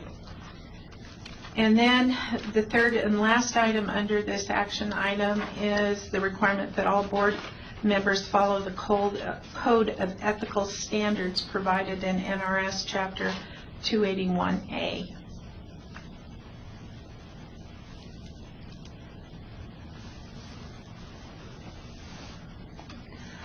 Levon Lewis, Madam Chair, are you requesting a motion on that? Yes, I am. Thank you. And so moved. And do we have a second? Lynn Atkins, second. Thank you, Ms. Atkins. Any further discussion? If none, all those in favor of the motion? Aye. Aye. Aye. Anyone opposed? Thank you very much. All right, agenda item number 7 is the discussion and possible action regarding reasons and methods to replace a committee member, and this is a committee member of the advisory subcommittees. For the record, John Hager, as you'll recall, in January of this year, the board established 5 advisory committees: the Consumer Assistance, SHOP, Plan Certification and Management, Reinsurance and Risk Adjustment, and Finance and Sustainability. Following that meeting, we posted an application for committee members to apply to be, applicants to apply to be committee members. We received 80-plus applicants.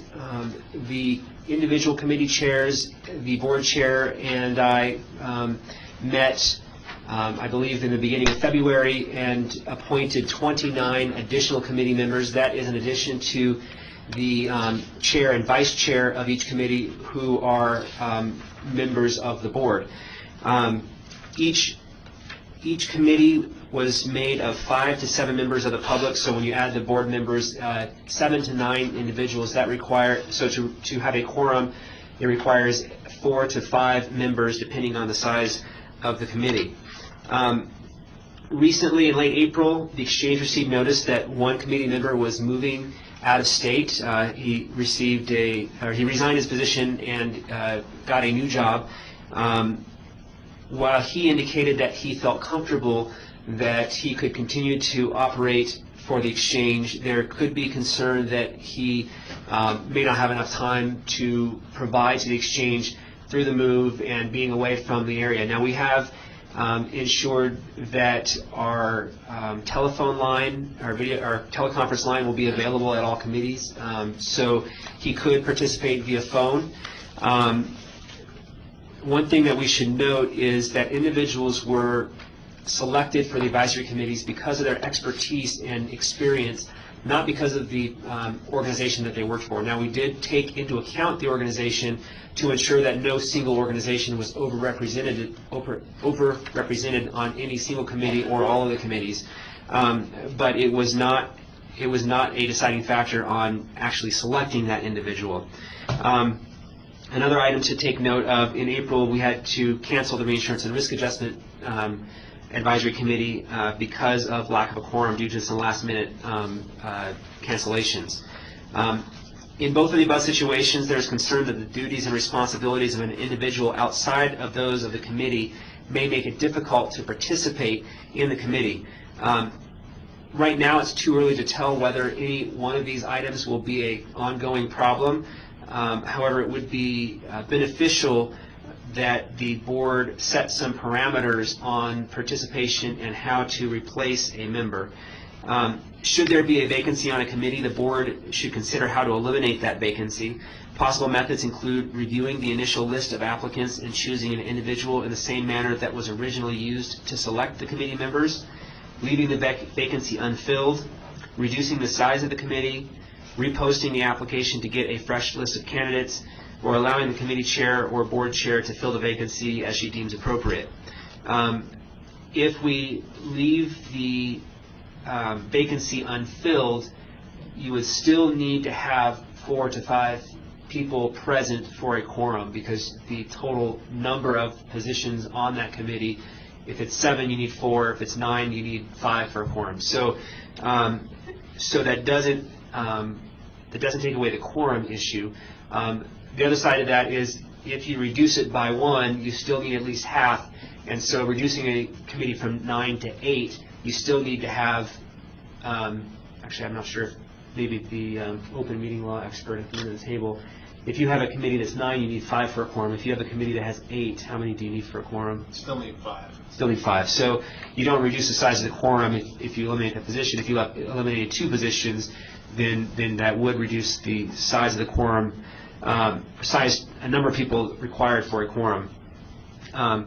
So then the other options again are to replace that member, and we should consider at what point do you replace that member. And with that, I'll be happy to take any questions. I'll go ahead and open it up for discussion in Las Vegas.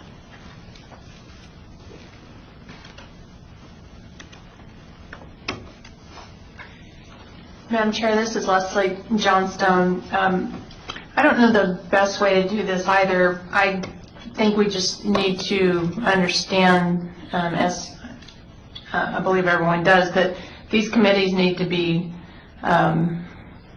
available. So I wouldn't want to hold things up because there is a shrinkage in the membership, but maybe we could establish a process where we notice any vacancies that come up on the website, and people are generally advised to watch that website for vacancies, and then just allow a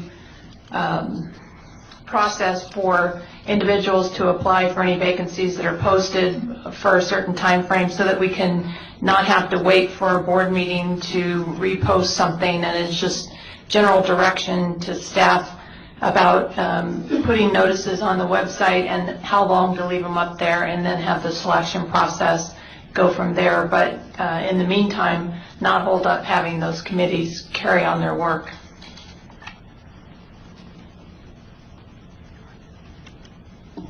Any other comments from Las Vegas? Or This is Ron Klein. Is it legal to assume that the people who initially applied would still be interested, and to include those people in considerations for new committee members? A question of the AG, Deputy AG. Yeah, I mean, there wouldn't be anything that prevent you from going back to your original list if somebody resigned, for example. let me make a comment too, because these subcommittees are really created at the pleasure of this board.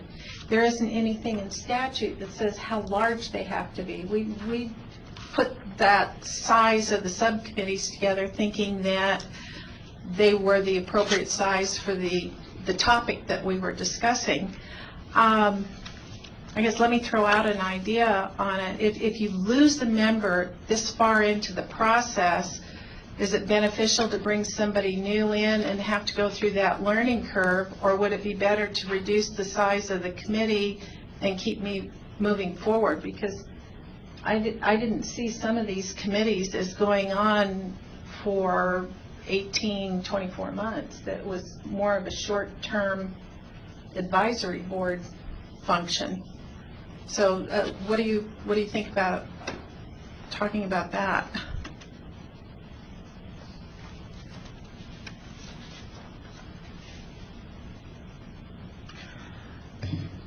This is Lavon Lewis, for the record. I think that certainly reducing the size of the committee is feasible, unless, of course, you have resignations that make the committee so small that it's not representative.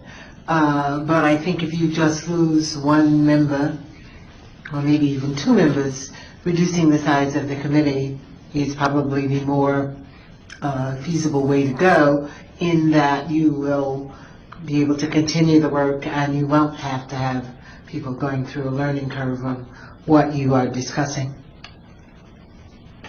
Madam Chair, this is Leslie Johnstone, and before I forget, we have a member of the public that would like to make a comment after the board. Maybe the board could leave that in the chair's discretion based upon the makeup of the remaining committee, whether it's necessary to post a vacancy or not.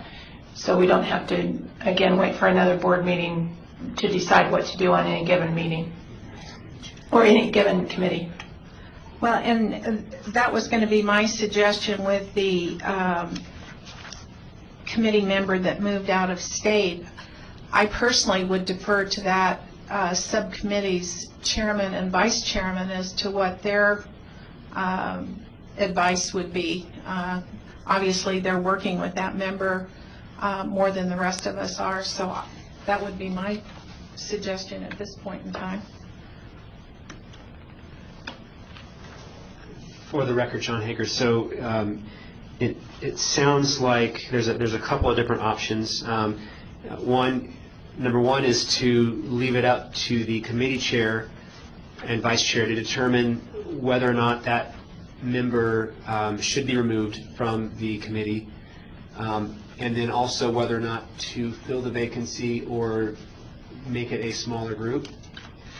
So then I guess a question for the Deputy Attorney General is there a specific requirement, designation, something that would have to be done to enable us to say this is a smaller committee? Well, whatever mechanism you use to create them in the first place, you just go back and revisit that mechanism and just make it smaller. So however you created it in the first place, you just go ahead and go through that same process to make it smaller. So you would take some kind of action, but it wouldn't necessarily be something that would have to be done in public purview. I mean, I don't know how you guys set up the subcommittees in the first place.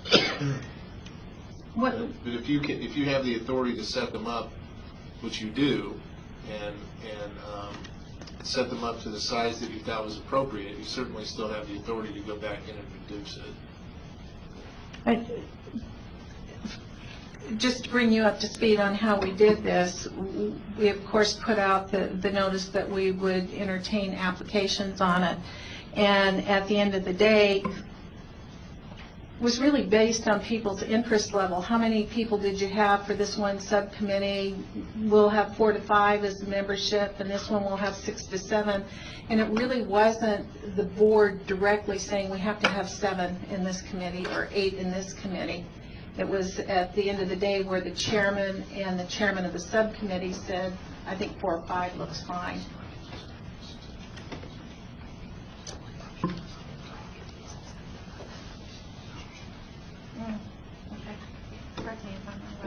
For the record, John Hager, and perhaps Mr. Wilden can provide some information on this, but I think if I recall from the January 12th meeting, the board action was to create advisory committees of between 7 to 9 members, so 5 to 7 members of the public plus 2 members of the board.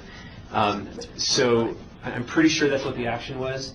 So it sounds like from what Mr. Marcher said is we could take action here that says that that if there is a vacancy on the board, the size of the committee will be determined by the chair of the committee.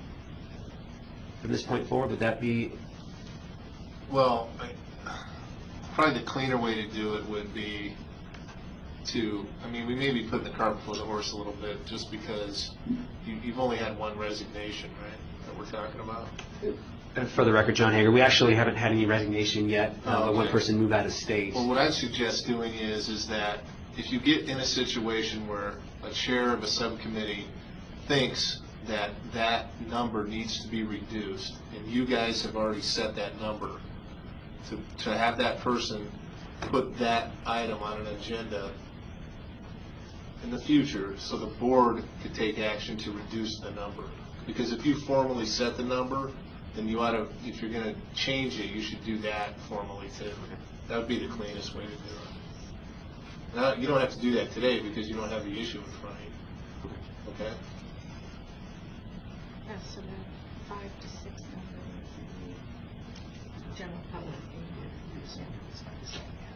Okay.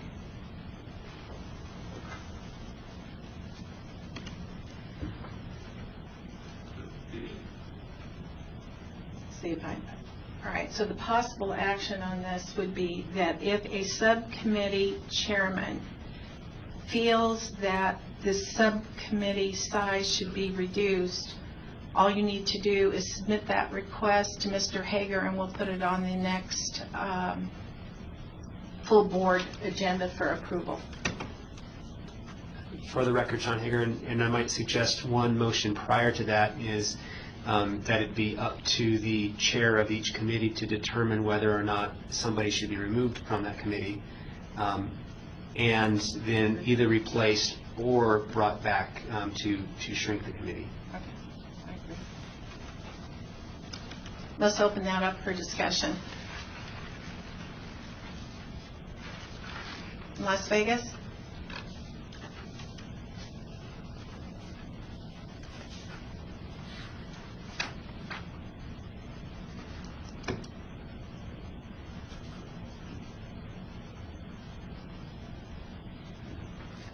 Just have one member of the public that would like to speak to it when you're ready, Madam Chair.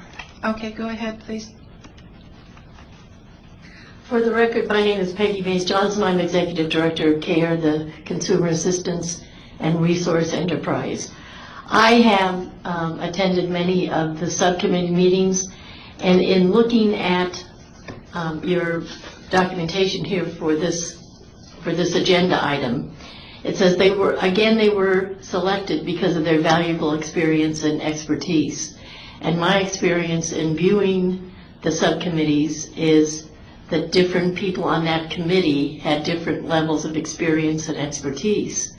And so if somebody leaves that committee, you may lose their valuable experience and expertise. And my suggestion is, and before I came here and knowing that this was going to be on the agenda, I'm one of those people that like outreach. And I have to tell you, I am a newspaper junkie, and I did not know anything about the Silver State Exchange, even though I'm somebody that has been involved in the issues that you all are dealing with. And I don't know where it was posted, but a lot of people I've talked to about the Silver State Exchange just kind of go, huh? So my suggestion is that if you're looking for people with certain levels of experience and expertise, we have some incredible chambers of commerce here in the area. We have the Latin Chamber, we have a brand new Filipino Chamber, we have the Urban Chamber, we have the Asian Chamber, and I would suggest that if you're looking for people with a certain level of experience or expertise in a certain subject, that you would reach out to those chambers, as I have in the past, and I've gotten incredible board members through that process. So that was just my suggestion, and I thank you very much for allowing me to speak. Thank you very much. We appreciate your comments. For the record, John Hager, could you please make sure that you signed in and provide your phone number so that we can contact you later? Thank you. And we do have public comment here in Carson as well. Good afternoon. For the record, Elisa Cafretta with Nevada Advocates for Planned Parenthood Affiliates. And I would echo some of the comments that have been made. We would particularly be concerned if you had one form of expertise that left, particularly in our case, we're concerned with tracking the consumer advocates or the consumer representatives. If they were the ones that left, we would hope you would in this case, go back to the original folks who applied and make sure that the full diversity of interests are continued to be represented. And I understand that you're hoping to wrap up the work and you want to keep it expeditious, but we want that voice included throughout the process. And I will give my card to the secretaries. Thank you very much. Any other comment in Las Vegas? Anyone else here in Carson City? All right, moving it back for possible action with the board members. Would anyone like to entertain making a motion?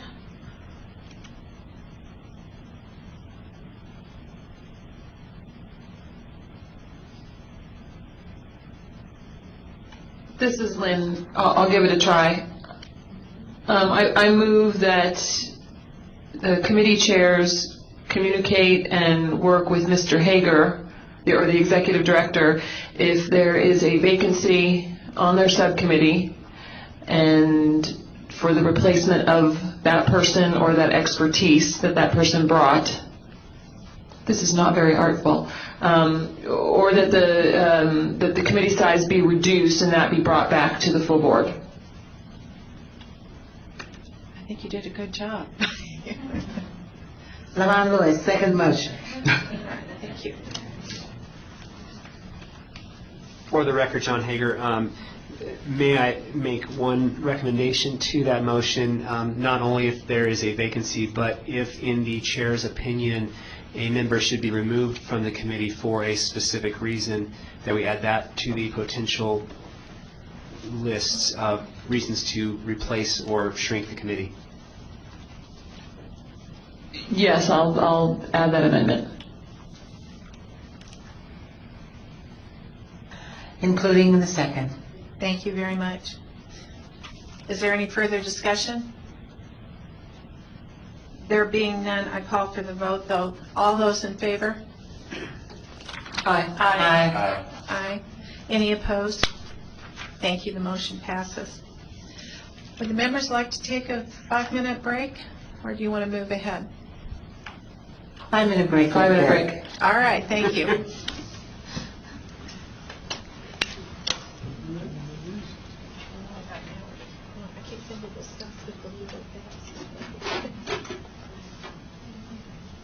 Members are here. Thank you. Let's go ahead and go back on the record in anticipation of losing connectivity here. Item number 8 on the agenda is discussion and possible action for potential BDRs. And I'm going to turn this over to John. It's our agenda item number 8. Agenda item number 8, item A, discusses the deletion of NRS 695I section 060 and 070.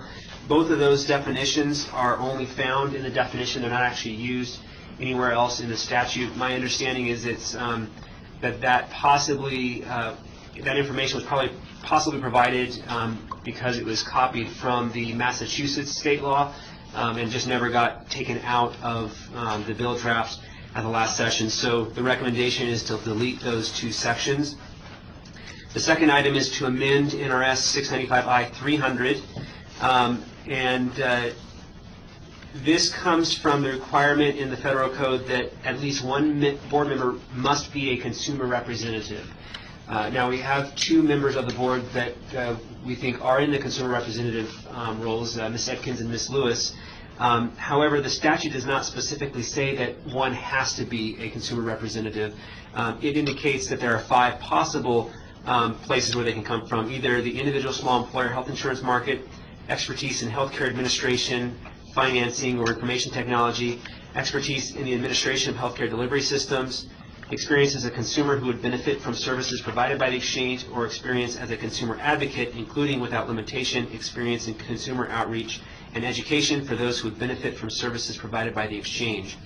The amendment that we provide for this requires that the governor, and the reason why we say the governor as opposed to any of the appointing members, the governor has 5 appointments, the Assembly Speaker has 1, and the Majority Leader has 1.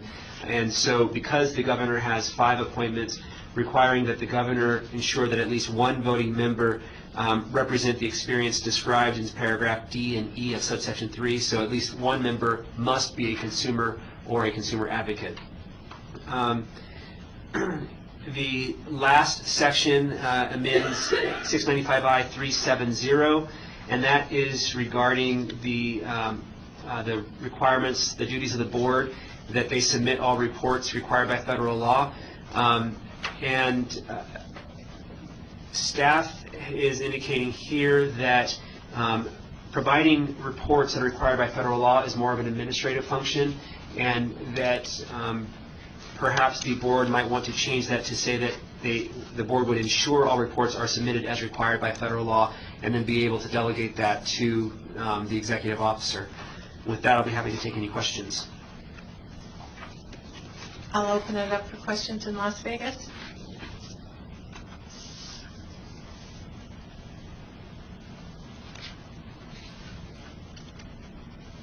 If there are none, any comments or questions here in Carson City?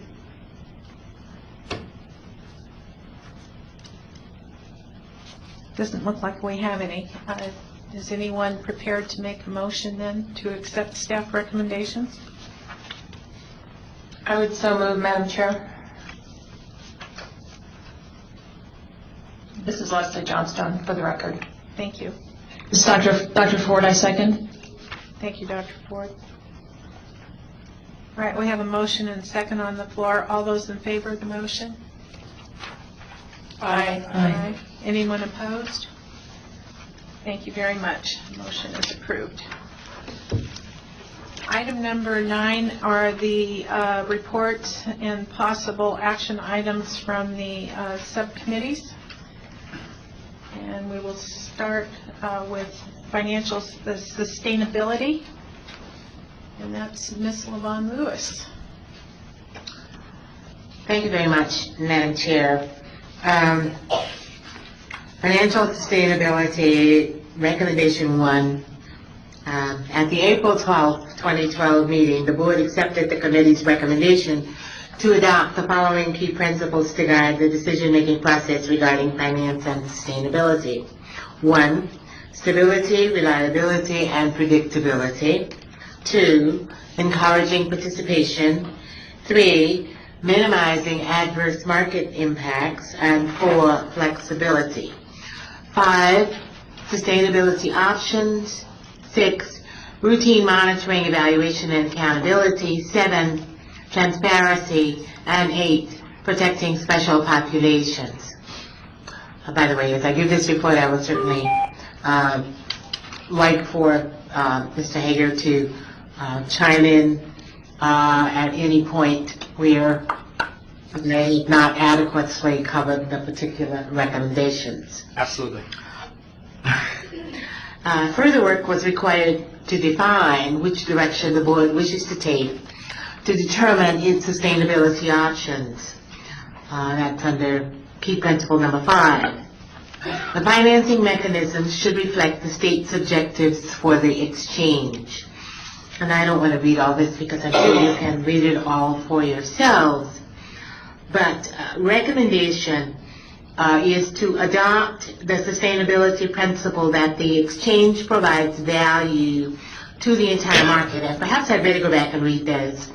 1, if the state wishes to frame the exchange as a business, then the financing should be dependent on those who conduct business with the exchange, namely individuals and businesses purchasing insurance and carriers selling insurance through the exchange. 2, if the state wishes to convey the value of the exchange, the exchange adds to the entire market, the financing mechanisms could be broader to include carriers inside and outside the exchange, healthcare providers, or other entities who benefit from the decrease in uncompensated care and an overall healthier population. 3, if the state wishes to frame the exchange as a public good, the financing mechanisms could include an even broader range of healthcare stakeholders and/or the general public. The exchange discussed these items extensively, and the recommendation is to adopt the sustainability principle that the exchange provides value to the entire market. And Madam Chair, I don't know whether you would like to vote on these individually or have discussion on these individually, and then I can continue. Or if you want me to go through all of them. Yeah. All right, Ms. Lewis, why don't we open it up for discussion at this item right now? And see if the board is prepared to entertain a motion at this time, or if we want to have a little bit further discussion and review on it. So I'll open it up for the Las Vegas members to discuss the suggestions that your committee has made. Ron Klein, question perhaps to Mr. Hager or the Deputy AG. Both recommendation 2 and 3 require a change in statute, or just 3? I remember we talked about this last meeting, and I thought there was some confusion that perhaps 2, since we were putting fees or costs on policies outside the exchange, might require statute as well. For the record, John Hager, and I don't believe I've prepared our Deputy Attorney Generals for this question, but it is my understanding that our statutes allow us to receive any compensation in connection with the exchange. It indicates that we can create regulations surrounding the exchange. It does not seem to allow us to charge any broader market, anything outside of the exchange. So personally, I'd be uncomfortable proposing a regulation to charge individuals for services that are not provided in the exchange. If it's provided in connection with the exchange, I think that the board has the regulatory authority, the statutory authority to create regulations in that manner. But outside the exchange, so both items number 2 and 3 would likely require separate legislation, either under insurance statutes or under a specific appropriation from the legislature. But there would certainly have to be some actual legislation that allowed for the collection of those other funds. And so if we adopted recommendation number 1, then the policies within the exchange would be more costly than purchasing the identical policy outside the exchange, unless, of course, you're being for the non-subsidized individual. Is that correct? For the record, John Hager, that's partially correct. If you charge enrollment just inside the exchange, you are creating an expense that has to be absorbed by the insurance carrier, and their rates have to cover that cost.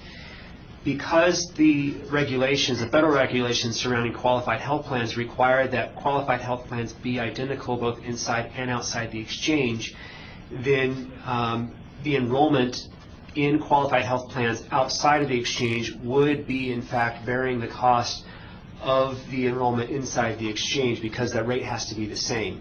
So, for instance, if the rate is $100 per member per month, let's say you have 2 members in a plan, and the fee for the exchange is $10 per month, the expenses for the insurer are $100 for the person inside, $100 for the person outside, plus $10 for the exchange. It's a total of $210. If you divide that by 2, the total rate would have to be $105. So your total rate would be $105 to cover the expenses of the insurer, even though the charge would only be on the membership inside the exchange. So I hope that explanation, I mean, it was about as simple as I could make it. On the other hand, you could have carriers issue non-qualified health plans that are not issued in the exchange, and those plans would not necessarily have to cover the expenses of the exchange. So it's a very complicated issue on who's actually bearing the cost of the enrollment in the exchange. The business principle would indicate that if the exchange is a business, you just charge enrollment in the exchange, and while you're trying as closely as possible to indicate that just those in the exchange value from the benefits, in reality, if you are purchasing a qualified health plan outside the exchange, you are bearing some of that cost. But so I guess the question would be, if you are purchasing because it can be no difference in price, that regulation or rule, if there's no difference in price, that includes the cost that the exchange puts on. So the price would go up by $5 or whatever outside the exchange. For qualified health plans, that's correct. So I guess one thing that an insurance company could do would be to make a trivial change in a qualified health plan, say it wasn't a qualified health plan, and then avoid the cost outside the exchange, which would be a disincentive for somebody to buy their insurance policy within the exchange because the cost would be greater. If I'm understanding correctly. That is correct, and I'm not even sure they'd have to make a change. I think they could actually license two separate plans, even though they're identical, with different rates. And one would be a qualified health plan that's offered in the exchange, and one would be a non-qualified health plan offered outside the exchange. In this scenario, the person that is outside the exchange would likely go to the non-qualified health plan that costs $100 per month as opposed to the one that costs $105, or in this case, because they didn't go to that qualified health plan, it would cost $110 per month. It would create an adverse selection issue away from the exchange. Keep in mind, however, that adverse selection issue would likely be confined to unsubsidized coverage. Those that are subsidized would have a value of going to the exchange simply because they get the premium tax credit from the federal government. Sure, I understand that. In fact, that was Mr. Wilton's comment last month as well. So, but yes, for the non-subsidized, there would be a disincentive to be part of the exchange. It sounds like either question, if we adopt either recommendation 2 or 3, we're going to the legislature. So ultimately, the legislature will decide whether they prefer number 2 or number 3 as a recommendation. Mr. Wilden, did you want to add comment? I actually have a question when you're ready, Madam Chair. Go ahead. I was trying to peek ahead, and I'm not sure if I have my answer ahead or not. But under these 3 models, I think I understand the business function. But what I don't understand, and I need to be clear in my own mind anyway, under the entire market adds value to the entire market or the public good model. We did talk last time about the ERISA plans, and so when I look at the recommendation of, that we want to adopt the entire market, is the ERISA plan in the entire market, or are these just insured product entire market? And then the second question is that we had talked before about the mechanism could be on the carriers or the insured product or the TPAs, third-party processors, administrators, and so is that specific of a recommendation attached to this, and are the ERISAs in the entire market, or would they be under the public good option? You following me?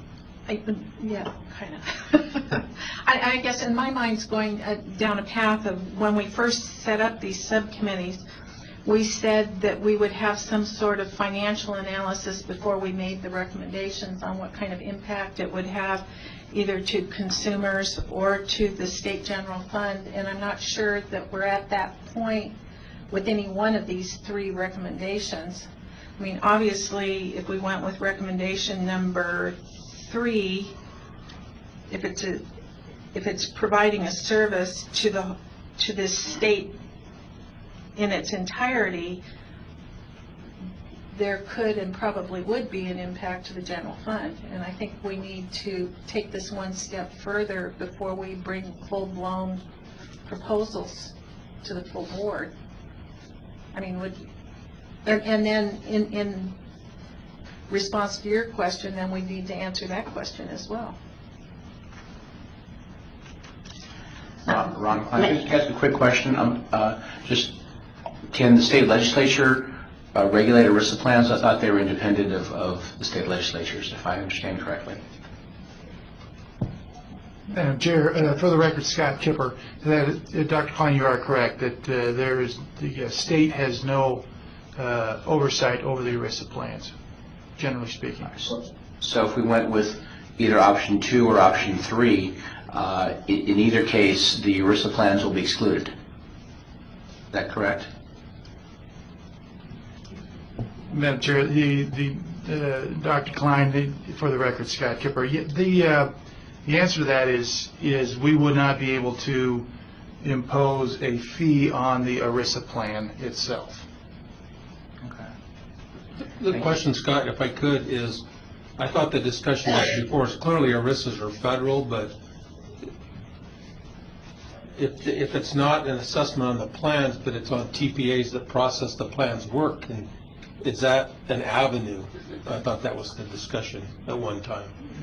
For the record, Scott, that's a possibility. I think we'd have to have our staff and our attorneys look at that and see if that indeed is a viable option. For the record, John Madam Hager. Chair. Yes, who's speaking? Leslie Johnstone. Oh, Leslie, go ahead. Just as a reminder, ERISA plans are not the only non-commercial plans in the marketplace. There are self-funded plans that are not covered under ERISA. And I'll just chime in at this point to go on record that I would only support option number 1 with the exchange operating as its own business.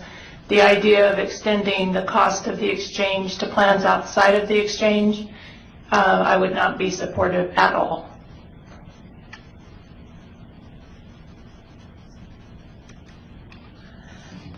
Any other comments? Madam Chair, perhaps we need to take this back to committee for further review and bring it back to the board. For the record, John Hager, so there's a couple of things with this. There was significant discussion at the committee on whether we need additional impact analysis before we made this decision, as the chair had indicated. And I think the intent was to come up with the basic framework of what the board felt was the appropriate mechanism. We discussed quite significantly at the meeting the different impacts that the exchange has on the various populations in Nevada. Obviously, the exchange provides a service to consumers, provides a distribution channel to carriers, and that would support the exchange as a business. The idea of including the exchanges in the Affordable Care Act was to create larger risk pools, get those that don't typically get insurance to get insurance, those young invincibles, several other groups, to try and reduce the overall cost in coverage. And then the other item is the impacts on indigent care, the reduction to indigent care. Theoretically, if you have insurance, you're not indigent, and the hospitals can collect more easily their claims expenses. If people have insurance, theoretically, they will take the drugs that they need more. They'd be more likely to take the drugs that they need, and perhaps that lowers crime. There are a lot of theoretical implications that are quite frankly difficult to quantify, and so it was hoped that by providing these key principles, it would allow the board to decide or to direct the committee on what types of funding mechanisms make sense given the market in Nevada. So yes, we have not provided full impacts on this. We are providing to the committee on Monday an estimate in the amount of general fund with a whole lot of qualifications and assumptions, because we just don't really know. But there will be an increase to general fund receipts for the premium tax credit, and so we'll be working with the DOI to come up with a decent estimate on that number. Staff's going to work on that this afternoon, and then get that back to the DOI tomorrow. And then on top of that, we're looking at enrollment figures and trying to fine-tune those enrollment figures so we can come up with what we expect the per member per month cost to be under the various scenarios.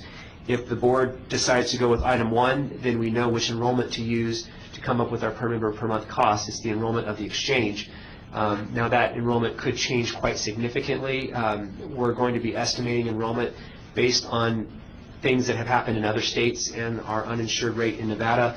We have no specific demographic historical knowledge or historical experience with the exchange in Nevada, so that guess, while we will make it as scientific a swag as possible, it's still a swag.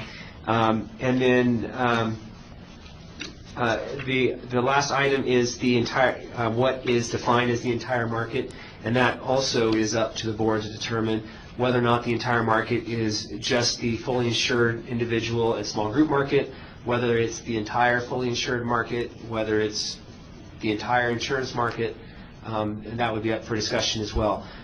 So the intent of this, as a long way to say, is that the intent of this item was to simply get the understanding of the board on who this actually provides value to, and then be able to come back with actual budget numbers. Madam Chair, Lynn Atkins. Yes, ma'am. John, now that you have more staff, I don't know if it's possible, if we could get maybe some more detailed minutes of subcommittee meetings presented to the board with the recommendations, it might help for us to know what was actually discussed at the subcommittee meetings rather than just seeing these recommendations in a vacuum.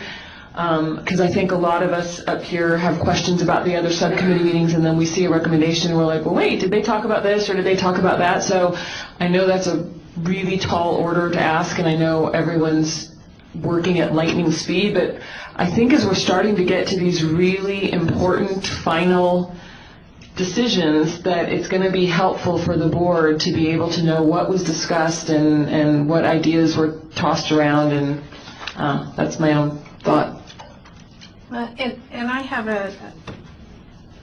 maybe I'm oversimplifying this, but I think we need some help from our legal counsel on some of this. It's my understanding that under the statutory scheme, we would have the authority to do number 1. But if philosophically we felt it should be under suggestion 2 or 3, I think what we're talking about is a possible BDR and discussion with legislators and the executive branch on why we feel that way. But statutorily, we can't go down that path. I think it's more a philosophical discussion. Is that correct? For the record, John Hager, that is my understanding as well, and we'll ask Mr. Belcourt to look into that just to confirm it for us. But I'm pretty comfortable that we have the regulatory authority for item number 1. We would need a statutory change for items 2 and 3. But again, we'll ask Mr. Belcourt to look at that. Regarding Ms. Atkins' comments about the transcripts of the meetings, we are actually doing full transcripts for each of the meetings. We don't necessarily have it for some of the earlier board meetings, but I think for all the advisory committee meetings, we have full transcripts. And we'll start getting those posted more as soon as we get them. There are some that we can post right away, so we'll do that as soon as, by the end of the week. So by tomorrow, at close of business, we will post the transcripts for all of the advisory committee meetings. They will be posted at the end of each agenda section. So if you can visualize the subcommittee web page, there's 5 subcommittees listed on there, and each one has their own date for the items. Then there are the reports. Following the reports for that day, we'll have the transcripts for that meeting. So obviously they will be put there afterward. The action minutes in each board meeting, in each committee meeting that are approved, they'll just be the action minutes. but the committee minutes will be referent. If we need to reference those committee minutes, we will reference those in the reports with a link so you can get those. I forgot what I was going to say, so I guess that's about it. Do we have any other comments? Or Ms. Lewis, do you have any suggestions on this? Levon Lewis, the committee debated this issue extensively and had long discussions for a few meetings, really, on, which of the financing mechanisms should reflect the state's objectives for the exchange. We can certainly take this back to committee and review the recommendation again. I'm not sure that the recommendation from the committee will change, but we can do that. The committee felt very strongly that the state should frame the exchange as a public good, that the financing mechanisms should include a broad range of healthcare stakeholders because they would benefit from the exchange's existence. But we do have some of the committee members here who may wish to comment on that. Ms. Lewis, I believe you misspoke. I think the committee, I think, landed on number 2 rather than number 3. Number 2, okay. Well, that's, okay. Oh, I'm sorry. Provides value to the entire market. I apologize. For the record, Yes. John Hager, it might, in making this decision, it might be helpful to consider kind of the what if. What if we had a number on the general fund, on how much we would expect the general fund to make?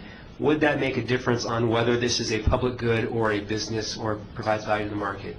What if we said we've got numbers on enrollment, and so we are going to charge, if we were to charge the entire small group and individual market, this is what it would cost, and so this is what the cost would be to inside the exchange versus this is what would cost outside the exchange.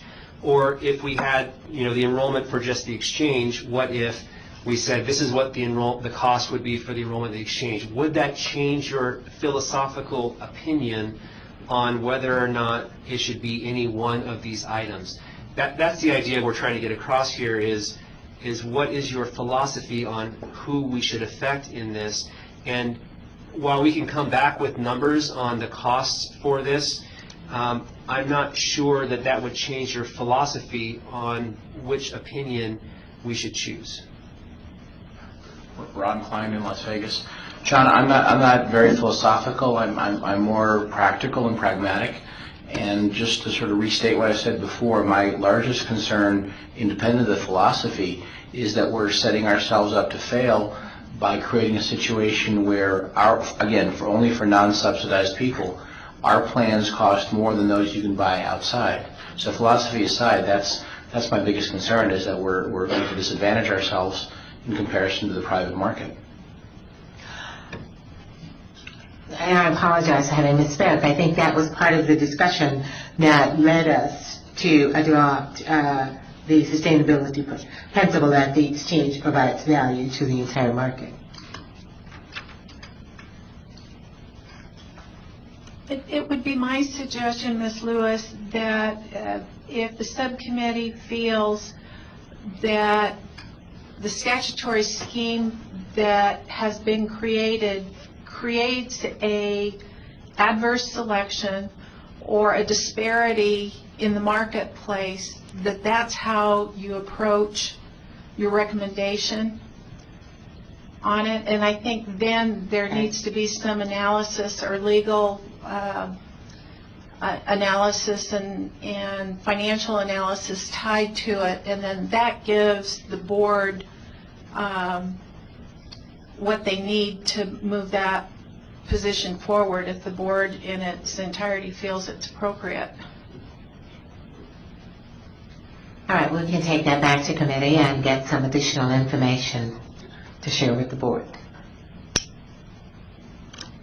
I know you've done a lot of hard work. I really appreciate it. I know when my turn comes up on this, when a proposal proposal comes, I'm going to hit the same questions. So, at any rate, you had, well, let's get some discussion from the board members, what they would like you to do as well.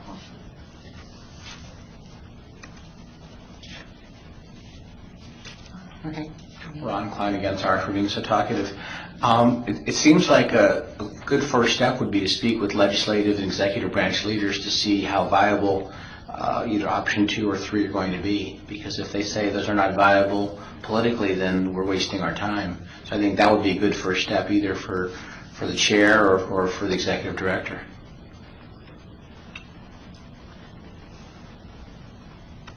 For the record, John Hager, we are working on having discussions with our elected officials. However, I will say that sometimes it is helpful to have direction from the board to go forward with to those elected officials and say, this is what the board thinks, or this is what the board feels. And I think that's the importance of the subcommittee, because we have the general public participating in that and helping make those recommendations as well. Dr. Klein, I agree with you. At some point, I wonder why we're going into step 2 or 3 if legislatively we're precluded from doing that. On the other hand, I express your concern on the disadvantage that this may create within the marketplace, and that's not good either. So, if Madam Chair, yes, a second. And I think the other issue that the subcommittee was concerned about as well is if you go, I think everyone understands, yes, we can just charge everyone who is using the exchange. I think we all know that. Those folks are going to, if it's just that group of people, though, they are going to be subject basically to paying a fee to use it, plus the built-in insurance tax that's built into the premium as well. So that group is going to be paying kind of twice what everyone else is. And so the general idea, I think, that we left with has been that we wanted to broaden that pool to be less paying to more people. So that was kind of the bigger picture discussion. However, the committee has been asking, and we've talked with Mr. Hager about that, we need more information, we want more information. There's been requests for financial impact studies being done, how much revenue is going to be generated from the new insurance tax premiums. I mean, there's a lot of information we are still waiting for. And so I think we had been asked to just choose a broad principle, and it took us a couple hours to talk through all these issues to kind of get to the broad principle, but that's kind of where we are. Madam Chair, this is Leslie Johnstone. One other suggestion for the committee to consider is, while the idea that there might be, or there ought to be a benefit to the market to have the exchange be instituted, I think there needs to be some serious consideration on the timing of when and really the if that shows up in cost savings to the carriers and the self-funded plans, whoever this market is defined to be, because it would be difficult to imagine personally that providers that have been under a lot of financial stress for several years are going to reduce their rates because the exchange comes into place. So I'm not seeing the direct correlation between the exchange being put in place and reduced costs to the carriers that they're going to benefit, and the self-funded plans potentially that they would benefit from. So let's be really sure, and it would be a hard hill to climb to convince me that those plans are going to see financial relief before we start passing cost on to them that they have no control over. They're not even in the exchange.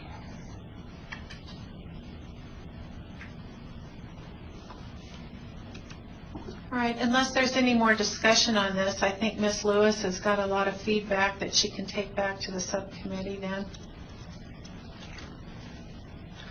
Yes, Madam Chair.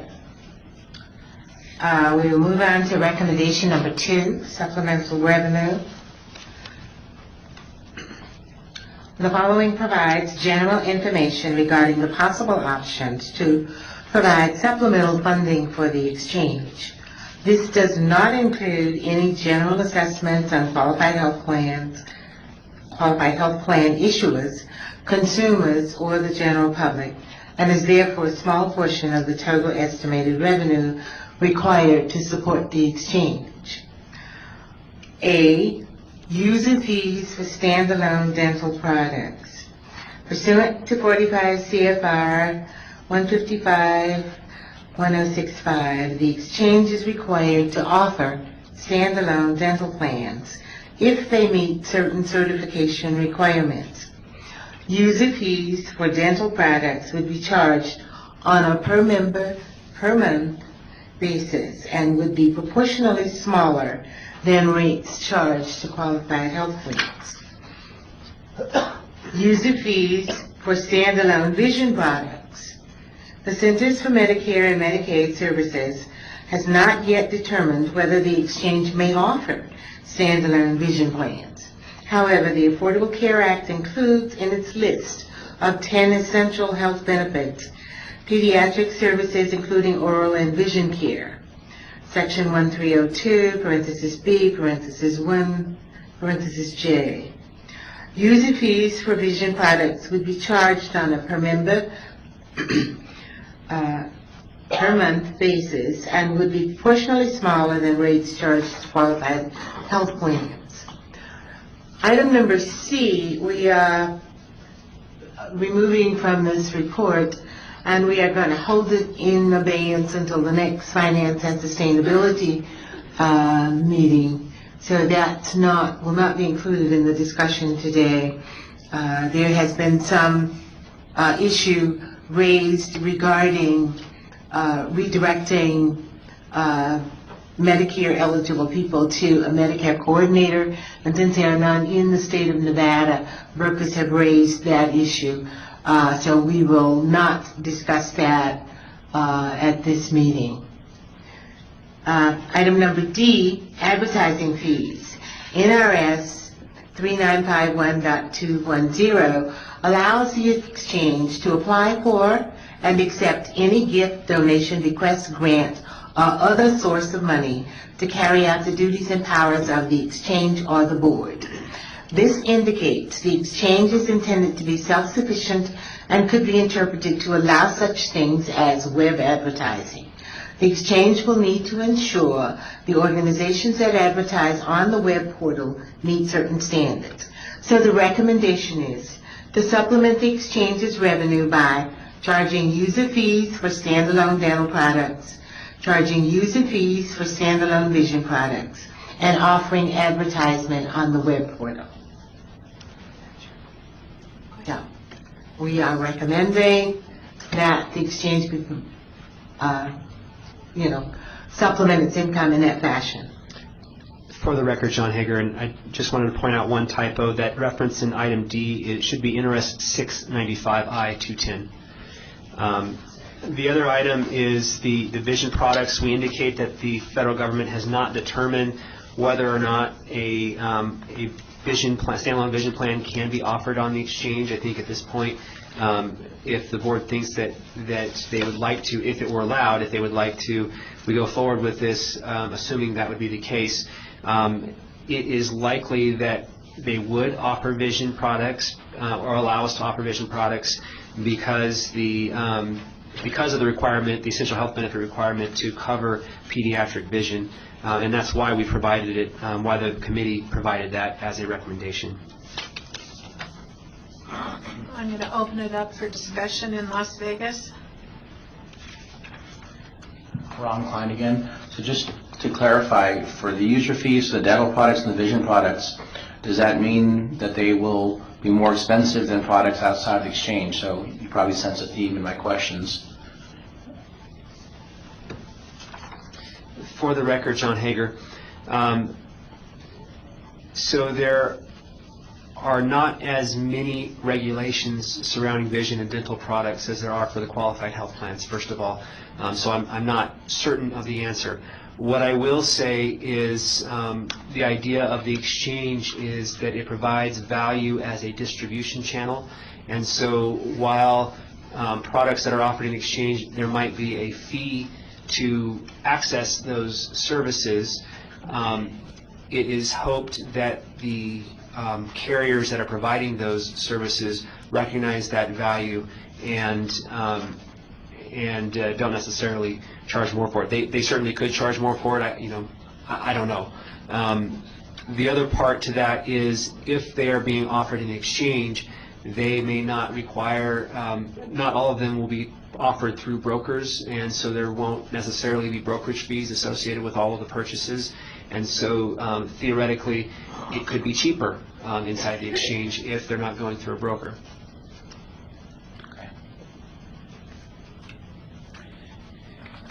Madam Chair, this is Leslie Johnstone. I am just drawing a blank on what is meant by user fees. Could you describe what it would be based on? Is it the cost of the exchange, or I'm just missing it? For the record, John Hager, so there's a couple of things. First, there was some comments provided by a dental organization that they CC'd the board when they sent it to me. I need to copy it out to the board. Their recommendation was that the fees that are charged to, say, standalone dental products, and they're very adamant that most of the dental organizations are very adamant that dental products be allowed to be offered as standalone products. But that those fees that are charged, if an individual were to purchase health insurance and then also purchase dental insurance, that the fee for if we charge a per member per month fee for the qualified health plan for the medical portion, let's say that premium is $500 and the fee for that on the exchange is $5, then if you have a dental product that is $50, that you charge a proportionately smaller per member per month fee of, say, 50 cents, so that it's basically proportionate. Whether or not those fees are charged directly to the user or to the carrier would, I suppose, it would be up to the board. The mechanisms would be in place to charge the carrier, and then the carrier would remit a bill for the typical premium to the individual. So basically, this would be a fee to the carrier so that that basically the exchange acts as a distribution channel for the carrier, and so the carrier would pay a fee that's proportionately smaller for the dental and vision plans compared to the medical plans. Okay, thank you very much.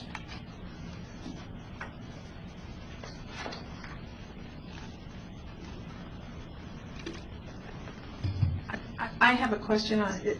Are these two user fees really supplemental? Or is the advertising really the supplemental? Oh. For the record. All of these fees, excuse me. No, go ahead. Lavon Lewis for the record, and I believe all of these fees would be supplemental revenue for the exchange. Yeah. Any, but Mr. Hager may have a different point of explanation. For the record, John Hager, my response was going to be that I suppose it depends on your definition of supplemental, but these four fees together are probably less than 3 or 5% of the total revenue, and that's why we've just labeled them supplemental. A majority of the fees will come from some other source. There's a couple other parts to that. While dental and vision products, if you sell a qualified health plan and enroll a child, they are either required to have dental or vision coverage through the qualified health plan itself or through a standalone product for both of those items. If you, as an adult, purchase coverage on the exchange and you purchase medical coverage, you have the option of requesting dental or vision coverage. It's not required. And I think because of that, we've made the distinction that it's supplemental versus the majority of the funding. Thank you.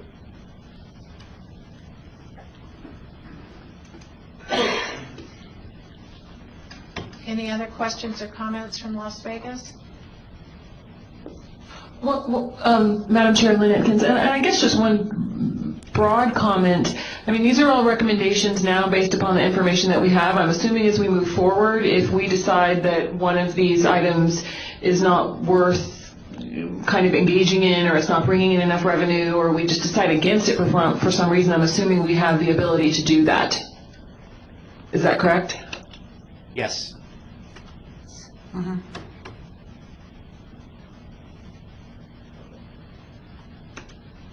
Any questions or comments from here in Carson?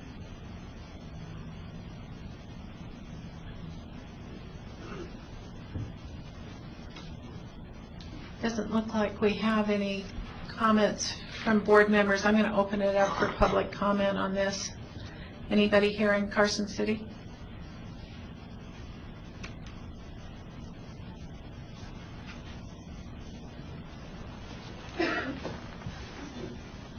Thank you, Madam Chair. For the record, Bill Welch with the Nevada Hospital Association. Quite interested in this conversation that we're having this afternoon, and I will be at the meeting on Monday, the subcommittee's financial sustainability. I think there's a lot of assumptions that have been given, but there's been no true analysis of what the consequences of this philosophical discussion that we're having. And as I've heard testified or comments by the various board members, I hope that we do a thorough analysis before we make any conclusion. While I agree it's a good idea to have a philosophical position of the board to proceed forward, I would hope that that philosophical position will be based upon statistical, financial data so that you can support what is being said. When I look at this proposal, and I think about the provider fees pieces of it under suggestion number 2, I can't speak for all the providers, but from the hospital industry will have a reduction in reimbursements to the hospitals of $1.4 billion over the next 10 years to support this program.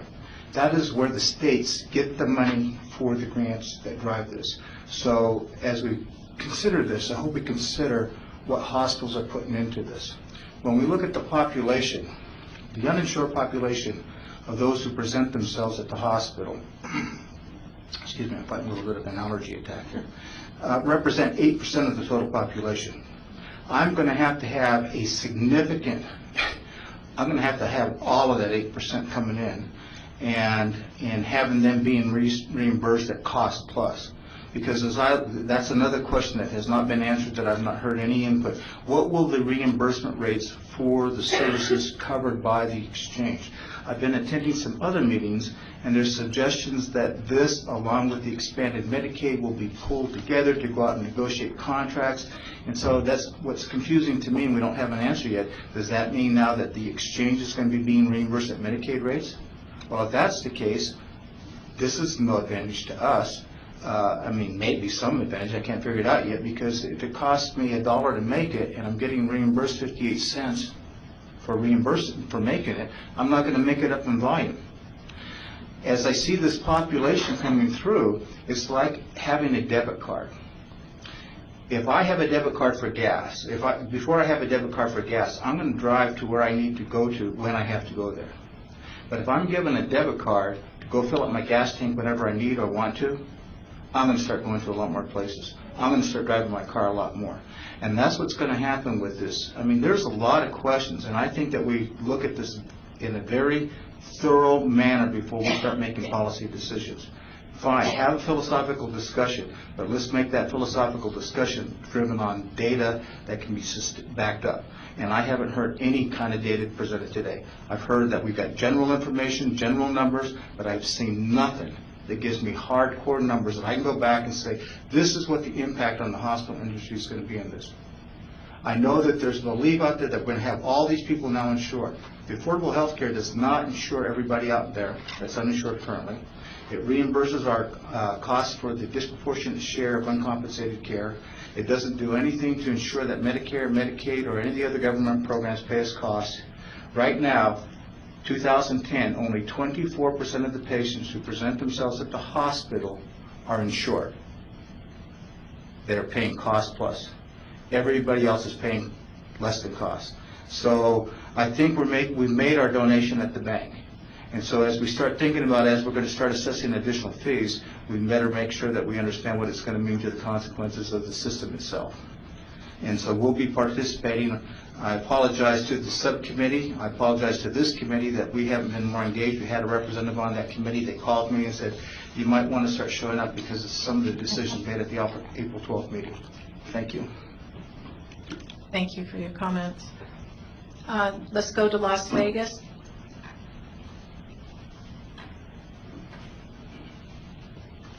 It does not look like there's any public comment here, Madam Chair. Okay, we have another person here in Carson. Elise Mosvedika with AMV Healthcare Consulting Institute. Nice segue on the evidence-based. My question is, my comment is concerning the dental, the vision. The Affordable Care Act definitely requires that each exchange have the essential health benefits. And so I would just ask, do we really want to consider these extra benefits at a time when we're having a lot of difficulty in just coming up with the plan on covering just the essential health benefits? So that's one question that I have. And then, what is the benchmark for the per member per month estimate that you're working off of, or do you have a number for that? Because I would think that that benchmark would be where we want to start in trying to come up with numbers for how we're going to operate this plan. So do you have a number for the per member per month? The number for the per member per month cost would depend on the philosophy statement of the board deciding which option they want to choose. Okay, so no exact number right now. Right now. Okay, thank you. Oh, and the last thing, the memorandum of understanding in the last meeting that was tabled and was supposed to be brought forward, is that available yet?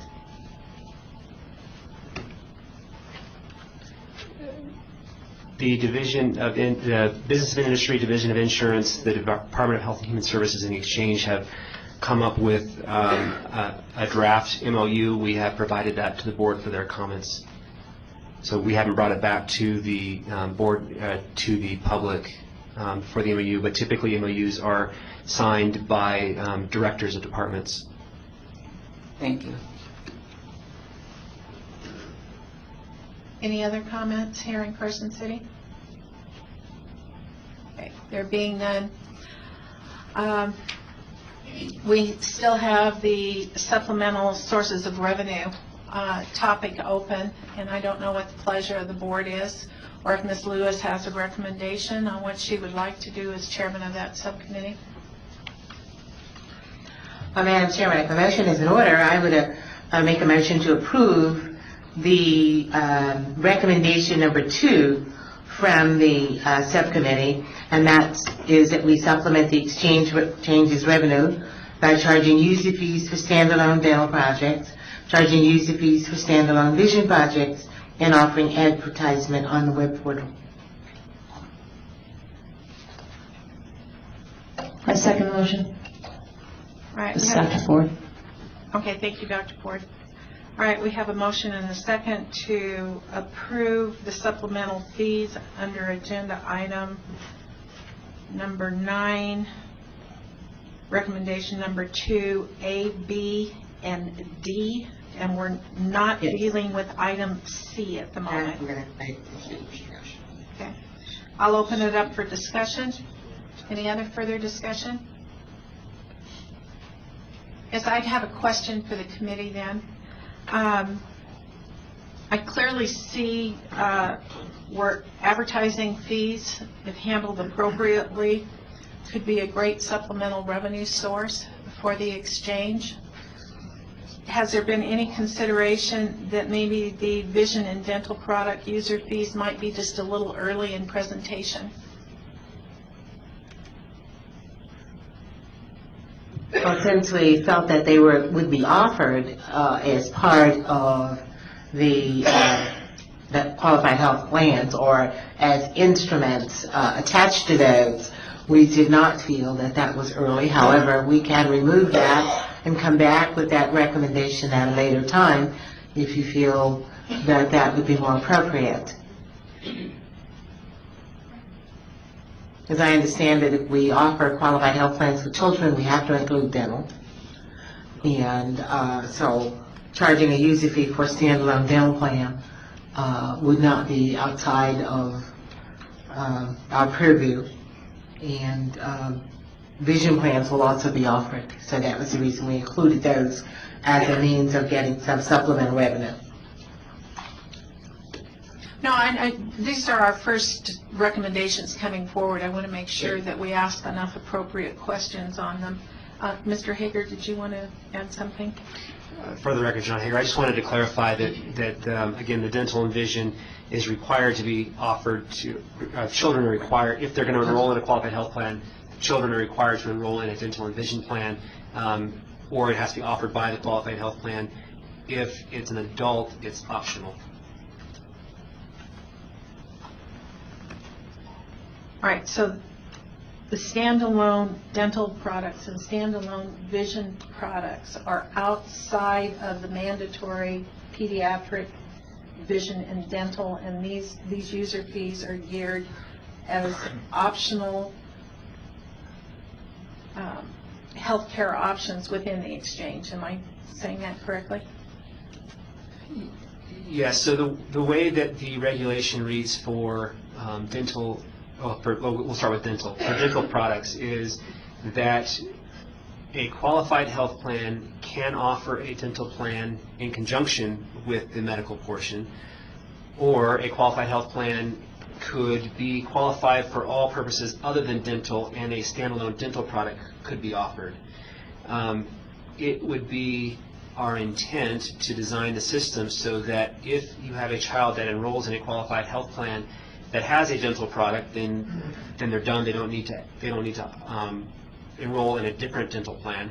If they purchase a product that does not have a dental plan, the next question would be, what dental plan do you want to choose for your child? And then, as we discussed, for adults, that question would be optional. And from the providers on dental and vision plans, they're supportive of this? The dental and vision carriers, from the comments that I have received, are adamant that they be allowed to offer a standalone product. Thank you. Any other questions from members in Las Vegas? All right, then I'll call for the vote. Then all those in favor of the motion? Aye. Aye. Aye. Any opposed? Motion carries. Thank you. The four other subcommittees do not have reports this month. Is that correct? Plan certification, consumer assistance, SHOP, and reinsurance. That is correct. Okay. Then let's move on to item number 10, discussion for future meeting agendas. For the record, John Hager, the items in the agenda, you see 6 items that we plan on bringing back to the board in the June meeting. That would be the Level 2 Establishment Grant, the semi-annual report required pursuant to NRS 695I, the plan to ensure the prevention of waste, fraud, and abuse, the business model and sustainability plan, depending on what the Finance and Sustainability Committee provides, what recommendations they provide on Monday, and then the report on consumer assistance capacity and the role of brokers and navigators. And we'd love to hear if there's any additional items that should be included in the agenda. If not now, you can let me know later. Do any of the members have any suggestions on future agendas?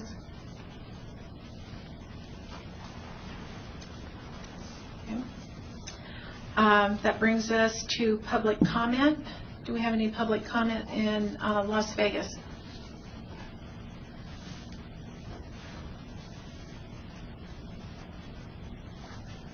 how about here in Carson City? It looks like we have none in either place. Anyone on the telephone with public comment? All right. With that, I want to thank everyone for their time and attention and preparation in today's meeting, and we'll look forward to our next meeting, which is scheduled for June 14th. Thank you, everyone. Have a nice evening. Flag Day. Is that Flag Day? I wouldn't have known that. Yeah, I was going to say, I didn't have that right in my mind.